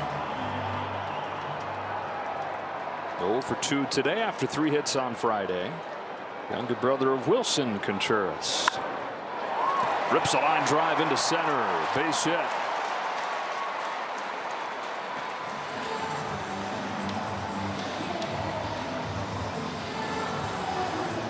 Won that World Series with Freeman in Atlanta, and soon after that got traded here to Milwaukee. Said he can remember when his agent called him and said, okay, you've been traded. And he said, oh my gosh. Okay, where? And his agent said, Milwaukee. And he said, what? I'm from Venezuela. I'm going to Milwaukee? But I give that story to tell you that he now talks about how much he loves playing here, and they love him too. A fan favorite. Now in his 4th season with the team. So you're saying there's not a big Venezuelan community here? He said it was already drastic going Venezuela to Atlanta. Yeah. Bowers slaps a base hit to left.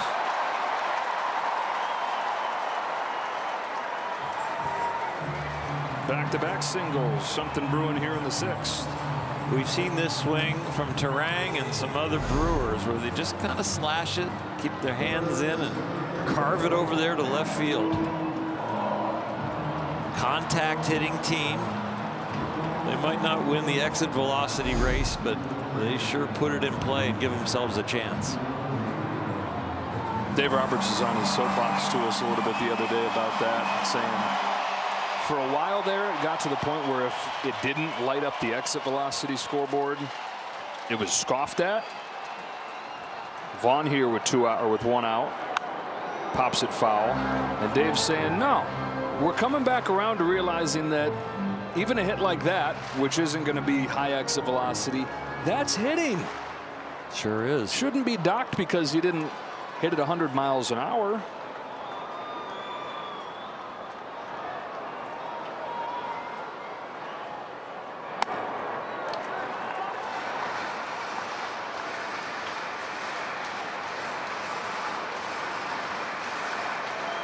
If you make a swing to try and hit it 100 miles an hour and you swing and miss, compared to if you make a swing to just make sure you make contact and it falls in, it's got to be a bigger part of the game. Could be two right here. Bench to second one. Kim to first. Ring it up. Double play.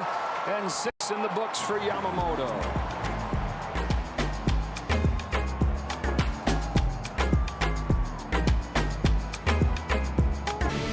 Back-to-back world champion Dodger baseball on SportsNet LA is brought to you by Morongo Casino Resort and Spa. Less than 90 minutes from wherever you are. Good times. We're in Milwaukee, where Yoshinobu Yamamoto's through 6 innings and has given up just 1 run. Dodgers with a run in the 4th to tie it and 4 runs in the 5th to take the lead. Freeman, Tucker, Pages coming up. Freeman had a walk as part of the 4-run rally in the 5th. First 4 reached, all came in to score. To end the outing of their starter Brandon Sproat, turn it over to the bullpen and Shane Jerome, who's still in there. The righty warming in the Brewers' pen as Freeman falls down 0-2. The last 2 days have been about big innings, and the Dodgers, when they this year score 3 or more runs in an inning, they are 20-1.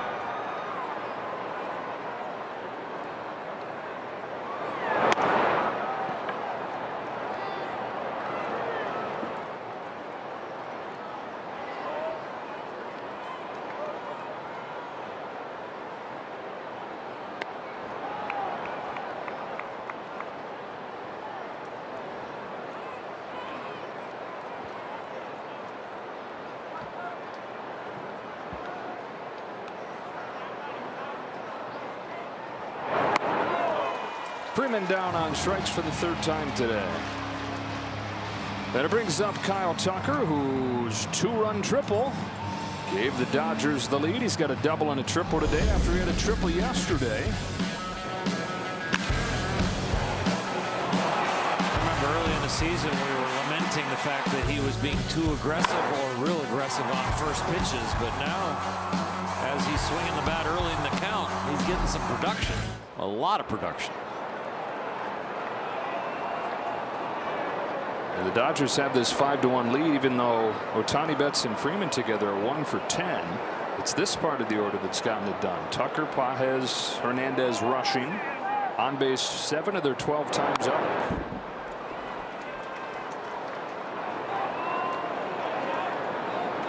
Two through 6 in game 1 when they lost was the area that they were a little bit of a flat tire. Ohtani getting it done a little bit from the bottom of the order, but it was the run producers that weren't getting it done. Pop up back of 3rd, David Hamilton to get Tucker. 2 down in the 7th. Andy Pages, who snapped the extra base hit drought with an RBI double yesterday, homered today.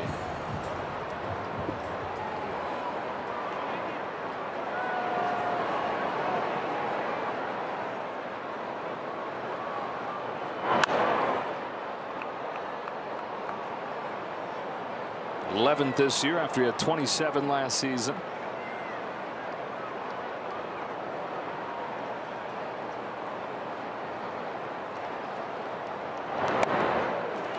And like all but one of his big flies came with men on base.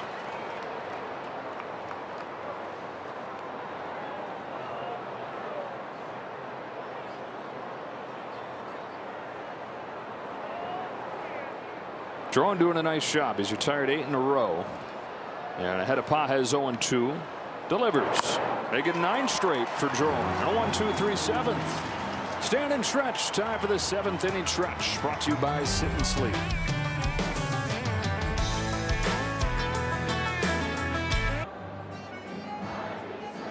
Fans on May 29th and take home an exclusive Alex Vesia bobblehead. Presented by Starlux Airlines. Visit Dodgers.com/promotions for more information.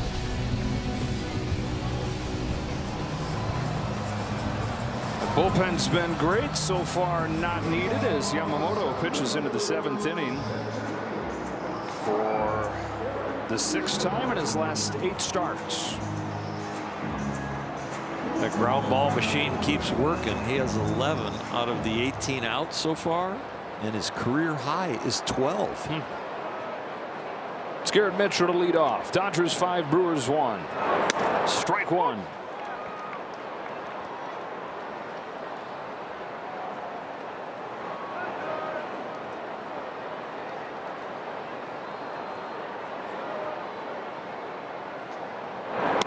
Strike two. That was a dandy. That was so late. That's almost unhittable.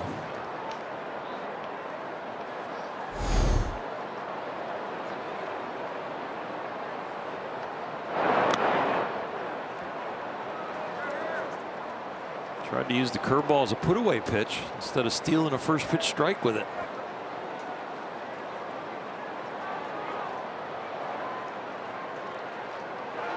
Here's his 1-2 to Mitchell, who has reached both times in this game. Fastball's high.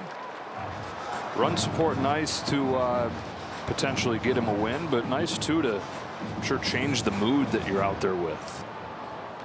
Yeah, a little more free and easy. Whenever you remove the pressure of one pitch can beat me or one pitch can tie the game, all of a sudden there is more of a natural relaxation out there where your concentration is just a little different. The pressure, of course, way different. Got him looking.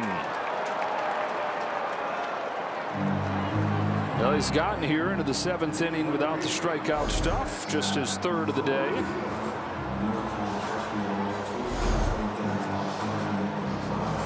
Four more for Jumbo Jacks.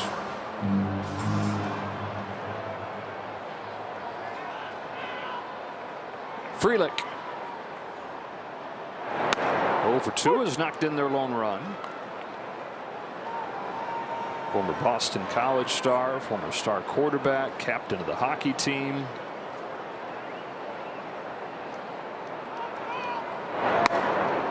Baseball is his favorite, but football is his best. He was the state player of the year in Massachusetts as a senior quarterback. Had 50 touchdowns and an offer from Army. And considered going to Boston College to do both. Football's the family sport. His dad was a fullback in college at Pitt. He's got that fullback mentality to his baseball game.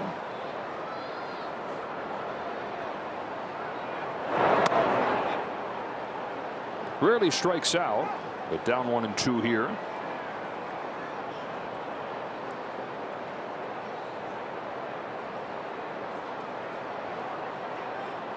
Yamamoto kicks and delivers. A bouncing ball to second, and Kim. 2 up, 2 down in the 7th. That ground ball out ties a career high for Yamamoto, and that's what's really keeping this pitch count in order. 85 pitches, 2 outs in the 7th.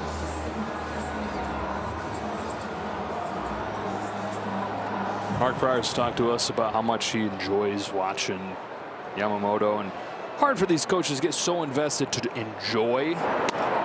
Once the games are going on, it's high stress, but Marcus said he feels like a NFL offensive coordinator that scripts the first drive or two and then has that star quarterback and then just executes it to perfection. Ortiz takes a little low, 1-1. You know, they go into these game planning meetings and here's how you're going to get the guy out. You're not always going to execute that, but he said with Yamamoto, a lot of days it feels like he does exactly what they talk about.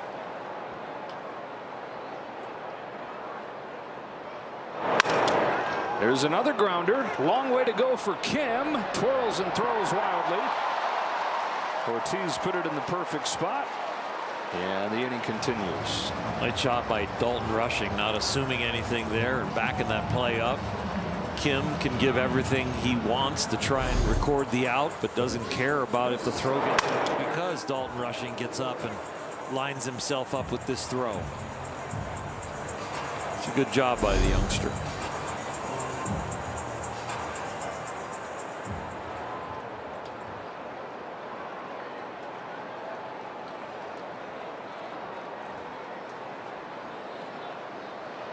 Hamilton with 2 out. Top of the order after him.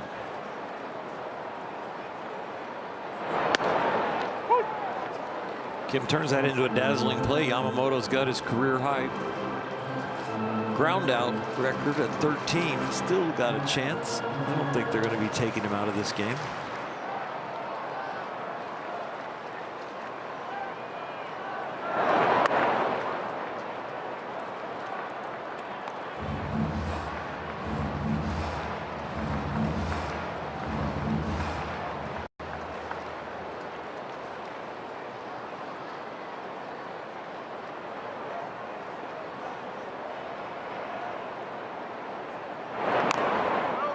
One and two.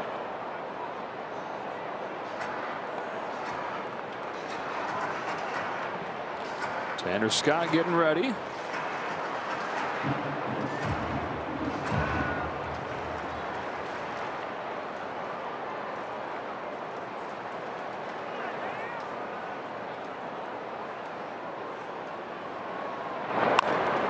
Chopper, Freddie Freeman takes it to the bag in 7 innings for Yamamoto.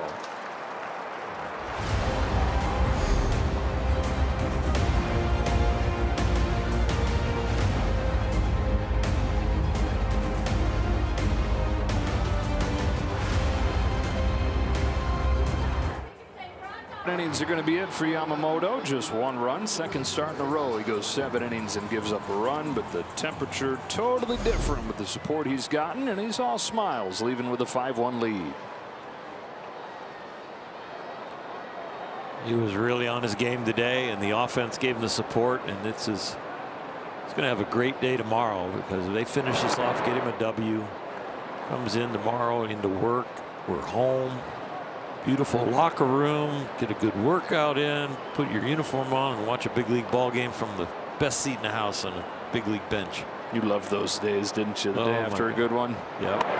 2-0 from Carlos Rodriguez. You put in all that work, you know, and then you have the pressure going into your start day where a lot of it relies on you, and then you have a good one, and your offense supports you, and your defense supports you, and the next day is, you just can't wait to work out.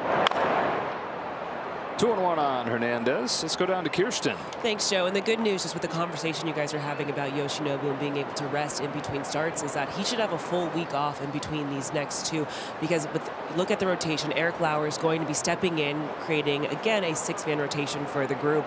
So Eric has to start on Tuesday right now. So we really shouldn't be seeing Yoshinobu until another week, guys. All right. Nice to get a little rest here as the calendar flips to June coming up here soon.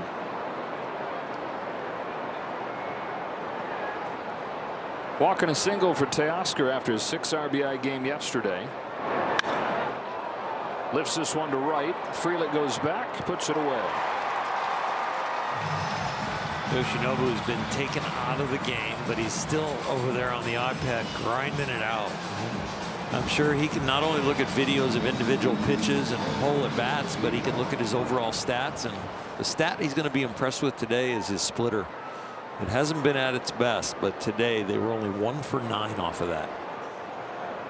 So back to the championship series complete game here. The Brewers won for their last 21 against that pitch. Rushing sprays it foul. Single and a walk today.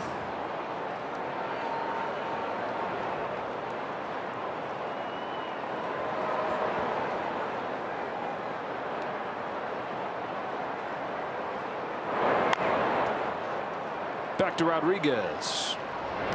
2 out. Tanner Scott has taken a seat, and Will Klein has started to warm in the Dodger pen.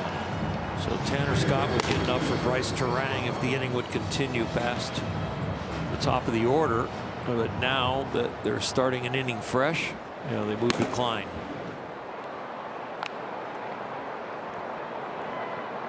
Brewers bullpen keeping them within reach here. This is 10 in a row retired. Make that 11 in a row retired since Andy Pages' home run capped off the 4-run 5th. And now Kim. Get it in play. 0 for 3 strikeouts today.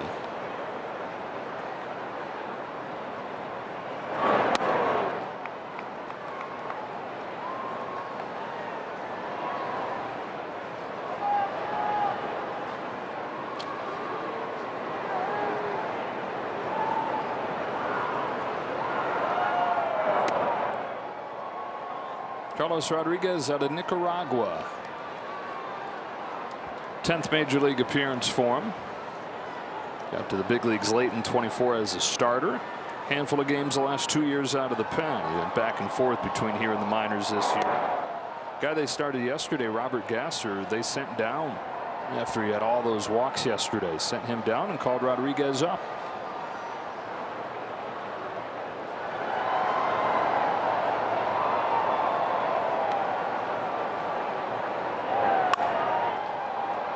Into right, Frelick, and a third consecutive 1-2-3 inning for the Milwaukee Pen.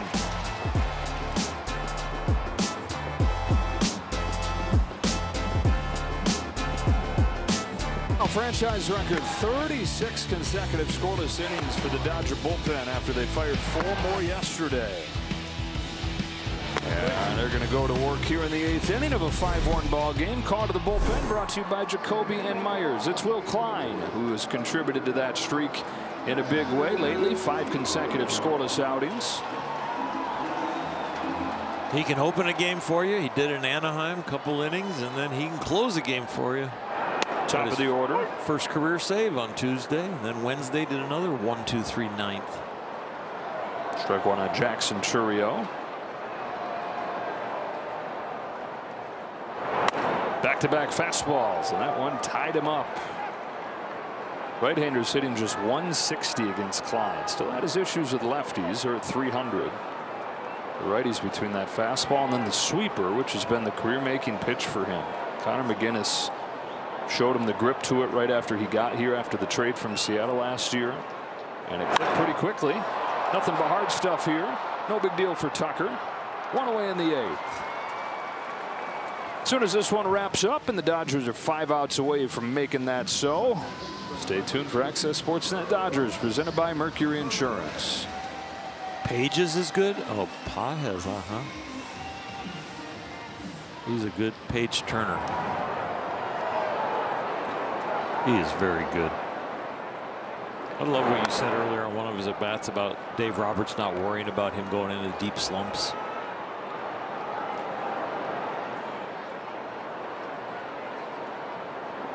Terrain here. 101. 100.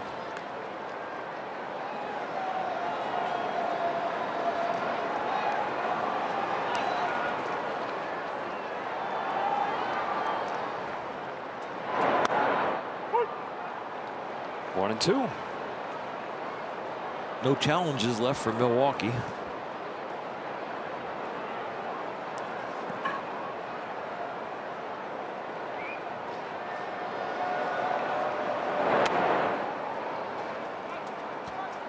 Yamamoto 7 full innings for the 2nd time in a row, the 4th time out of his last 7 starts. And since the start of last season, the 13th time that he's done that. It's 3rd most in the National League. Christopher Sanchez of the Phillies, Logan Webb, and then Yamamoto.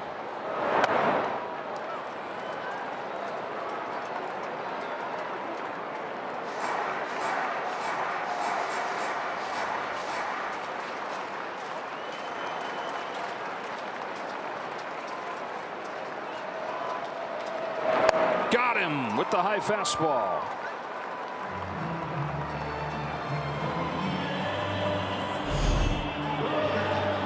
Anticipation of a great fastball gets hitters to swing at the top of the zone when it's too high.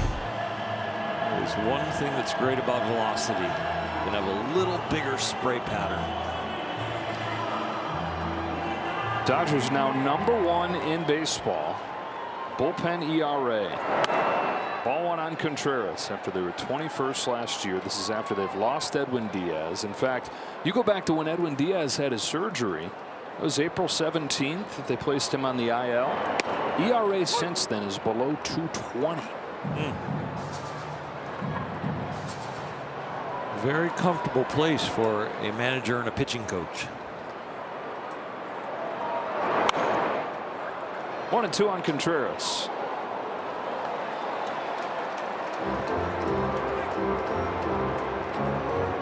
The skipper can sit down and relax. Let Mark Pryor stand up and watch the pen work.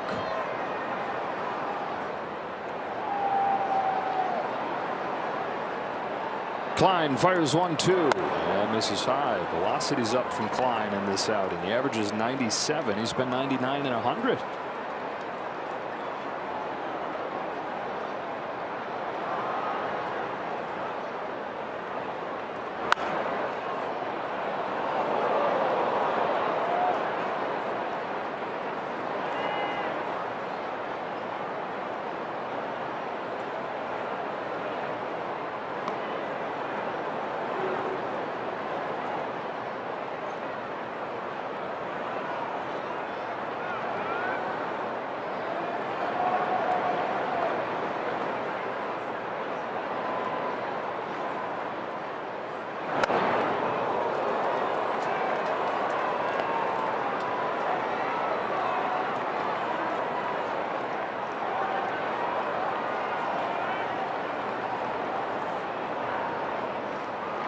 Here's the payoff to Contreras.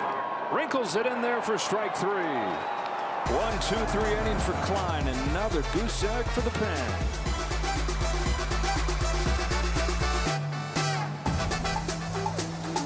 Back-to-back world champion Dodger baseball on SportsNet LA is brought to you by your Southern California Ford dealers. Discover the complete Ford lineup. Rugged, stylish, and powerful trucks and SUVs engineered for your adventures. Just off of the shores of Lake Michigan. 5-1. Dodgers ahead of the Brewers on the strength of a 4-run 5th inning. Rojas starts the 9th, takes a strike from Rodriguez. First 4 hitters of that 5th inning reach, and all came in to score. Single, walk, triple, homer. Big hits from Tucker and Pages in that stretch.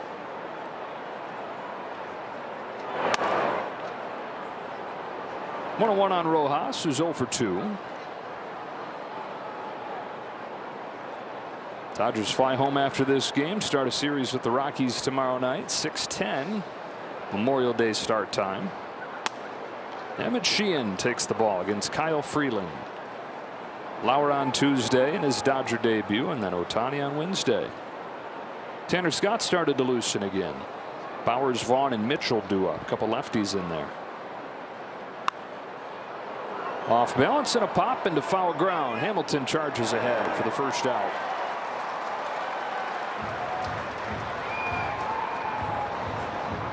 Dodgers looking at a 7-2 trip if they can hang on here. It'll be their 9th win out of their last 11. ERA below 170 in those 11 games. Last chance for Ohtani to extend his 9-game hitting streak.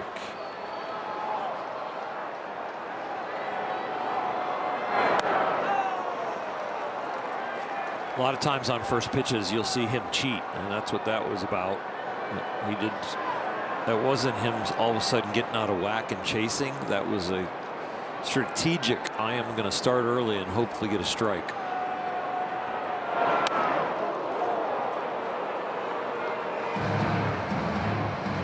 Big leaguers early in the count would rather swing and miss than hit it weakly on the ground or pop it up.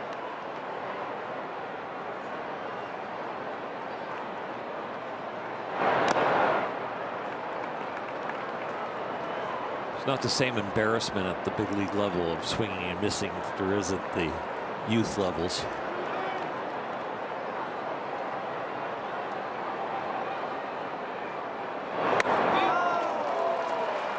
Swings and misses on both changeups that he's thrown.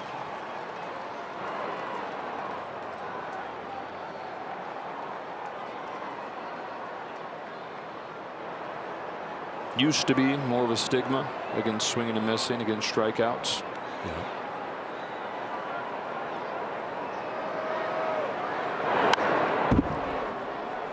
But when you're guessing and you're cheating on a pitcher and hoping to get a strike, when you don't and you look like you've chased, it's not as big a chase as you think when it's like first or second pitch.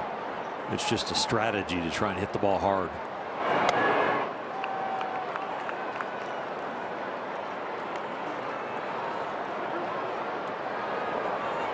Especially 1 out, nobody on in a 5-1 game, and it's the 9th. And let it eat, huh? Yeah, you get a few more of those. And instead, he calmly takes his 2nd walk of the day.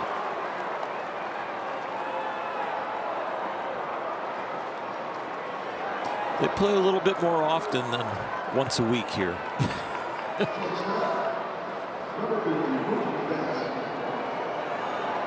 Mookie's 1 for 4. Infield hit for his first hit of the weekend to open that 4-run fifth.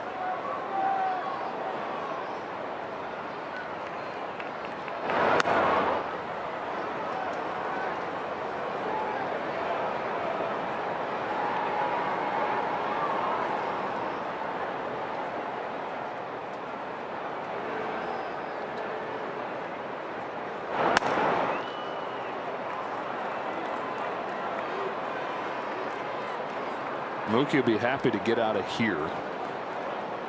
Even with the hit today.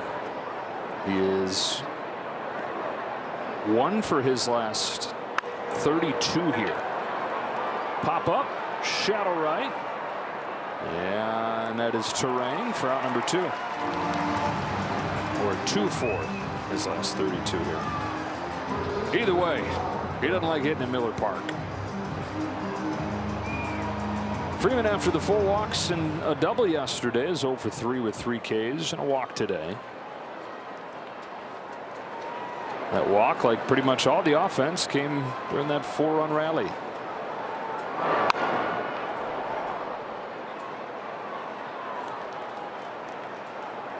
We've seen a lot of frustrated looking swings from him today. Yeah, he has not been the one to hide his emotions in the last month or so. Pretty much know exactly where he's at.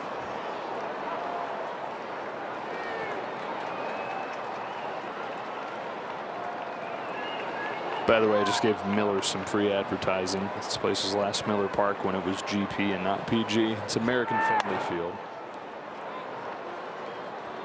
I was back with you. Yeah. Sorry to the folks at American Family and all the American families.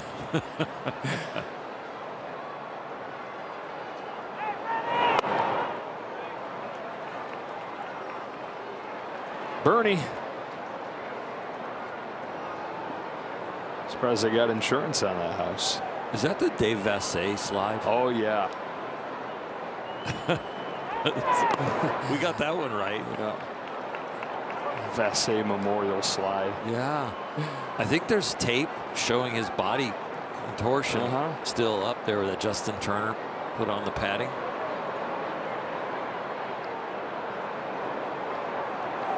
What a guy to come back and do all his post-game interviews after breaking his arm. Legendary. Freddie's 6th walk the last 2 days.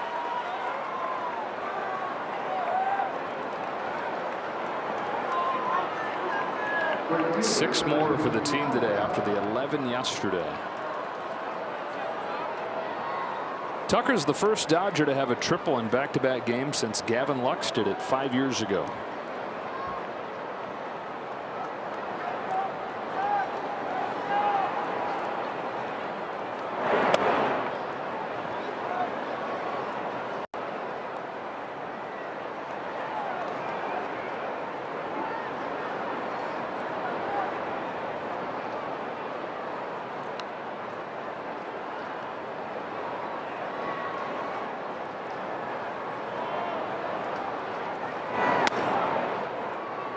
On Tucker.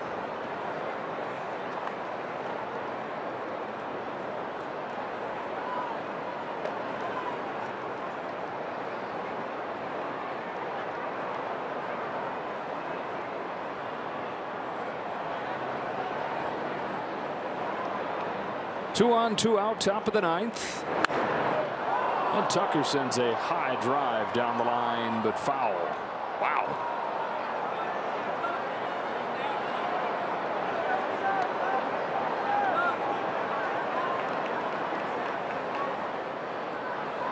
Dodgers are looking for their first hit since Pages' home run capped off the 4 runs in the 5th inning. They've got 2 walks, but no base hits.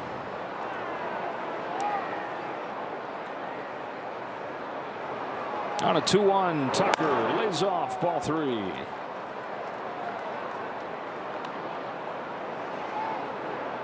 This has been tough to watch for Pat Murphy and Brewers fans. The staff normally doesn't walk a ton of guys.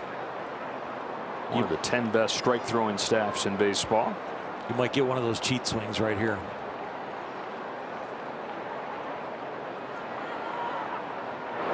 Oh, man. That might go into the 4th deck. It did. Veteran catcher behind the plate, Contreras, throws a 3-1 breaking ball in a 5-1 game. He knows what's going on in Tucker's head. Especially if a guy's been barreling it up. Got a few hits in his pocket.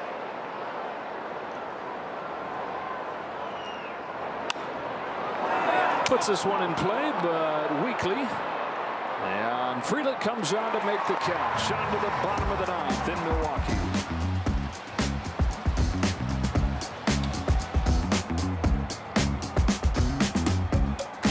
Back in Milwaukee, bottom of the 9th inning, 5-1. The Dodgers in front. 7 innings from Yamamoto today. Scoreless 8th inning from the bullpen, and it's now 37 consecutive scoreless innings as Tanner Scott comes on to try and finish off the game and keep the streak going. He has been one of the hot hands, and they've all been hot hands, but he has now, with this game, the most appearances of anybody out of the Dodger bullpen. And he hasn't pitched in much traffic. He's got a whip just over a half a runner an inning. Very clean outings. Struck out 3 yesterday, did Scott. Luis Rengifo pinch hits to start this 9th. Pinch hitting for Jake Bauers. It's been 1 month since Scott gave up a run.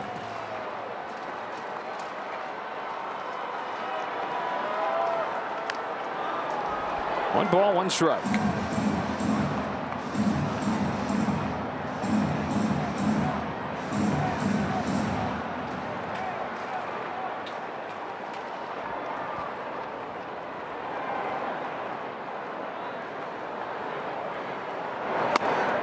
Late swing and a miss, 1-2.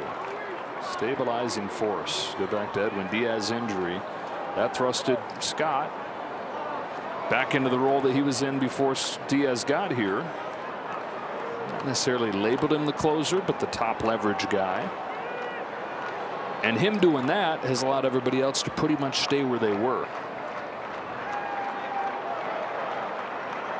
A combination of knowing he can take down the tough lefties in the 8th or the 9th, and the starters going deep into the games really lines up for not only workload for the bullpen, but which hitters they want them against.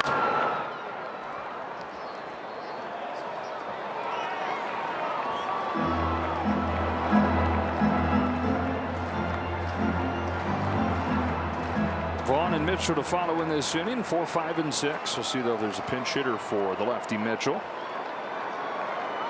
Another 2-2. Another foul ball. Rengifo, always a hard guy to strike out. One of the hardest in the National League. Shown some pop throughout his career. Does not have a home run as a Brewer though.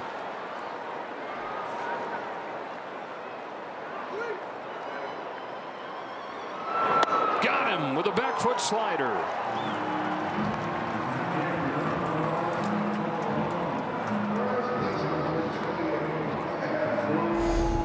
Tanner, more and more of a mystery out there on what is he going to pull the trigger on, and that was a beautiful pitch. Looks like a fastball down the middle and buries. So strikeouts for all 4 outs that he's recorded this weekend. And now Andrew Vaughn, 1 for 3. Check swing, tap it to first. Freeman will take it himself, and the Dodgers are out away from taking this series.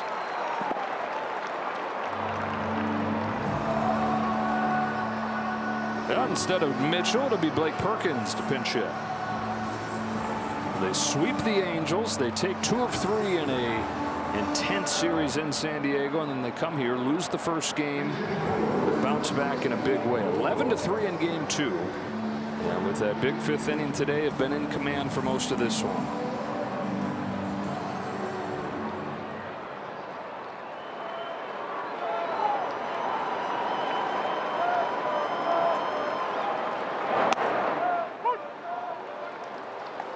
Rockies and Phillies coming in starting tomorrow.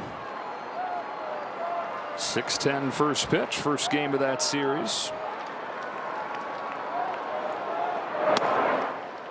And Dave Roberts' bobblehead giveaway night. We don't have more of the day plans.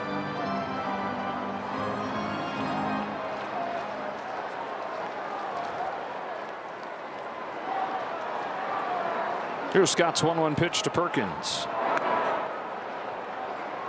Dodgers won't see the Brewers again until August. They come to Dodger Stadium.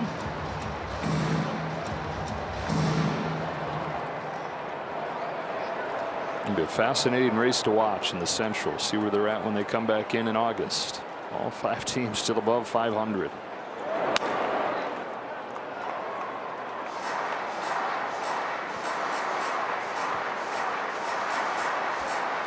They'll play 4 when they get together again in LA. And who knows, maybe again in October. Strike 2, and Scott's a strike away. This bullpen has been fabulous, and they have been really good in this series. Only given up 2 hits in 8 2/3 innings so far. Looks like it's going to be a 2-hitter through 9 here in a second.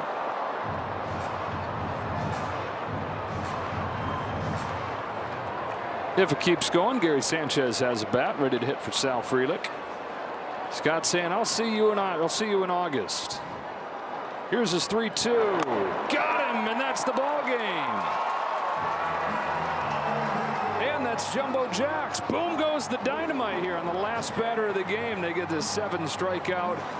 They get a series win over the first place Brewers and a heck of a trip. 7-2. And you go back to the end of the previous homestand. The Dodgers have won 9 of their last 11. And during that time, 6 of those outings by the pitching staff give up 0 or 1. That will bring you a lot of W's. A lot of smiles to your manager, your pitching coach, and hopefully your fans too, as the Dodgers get ready to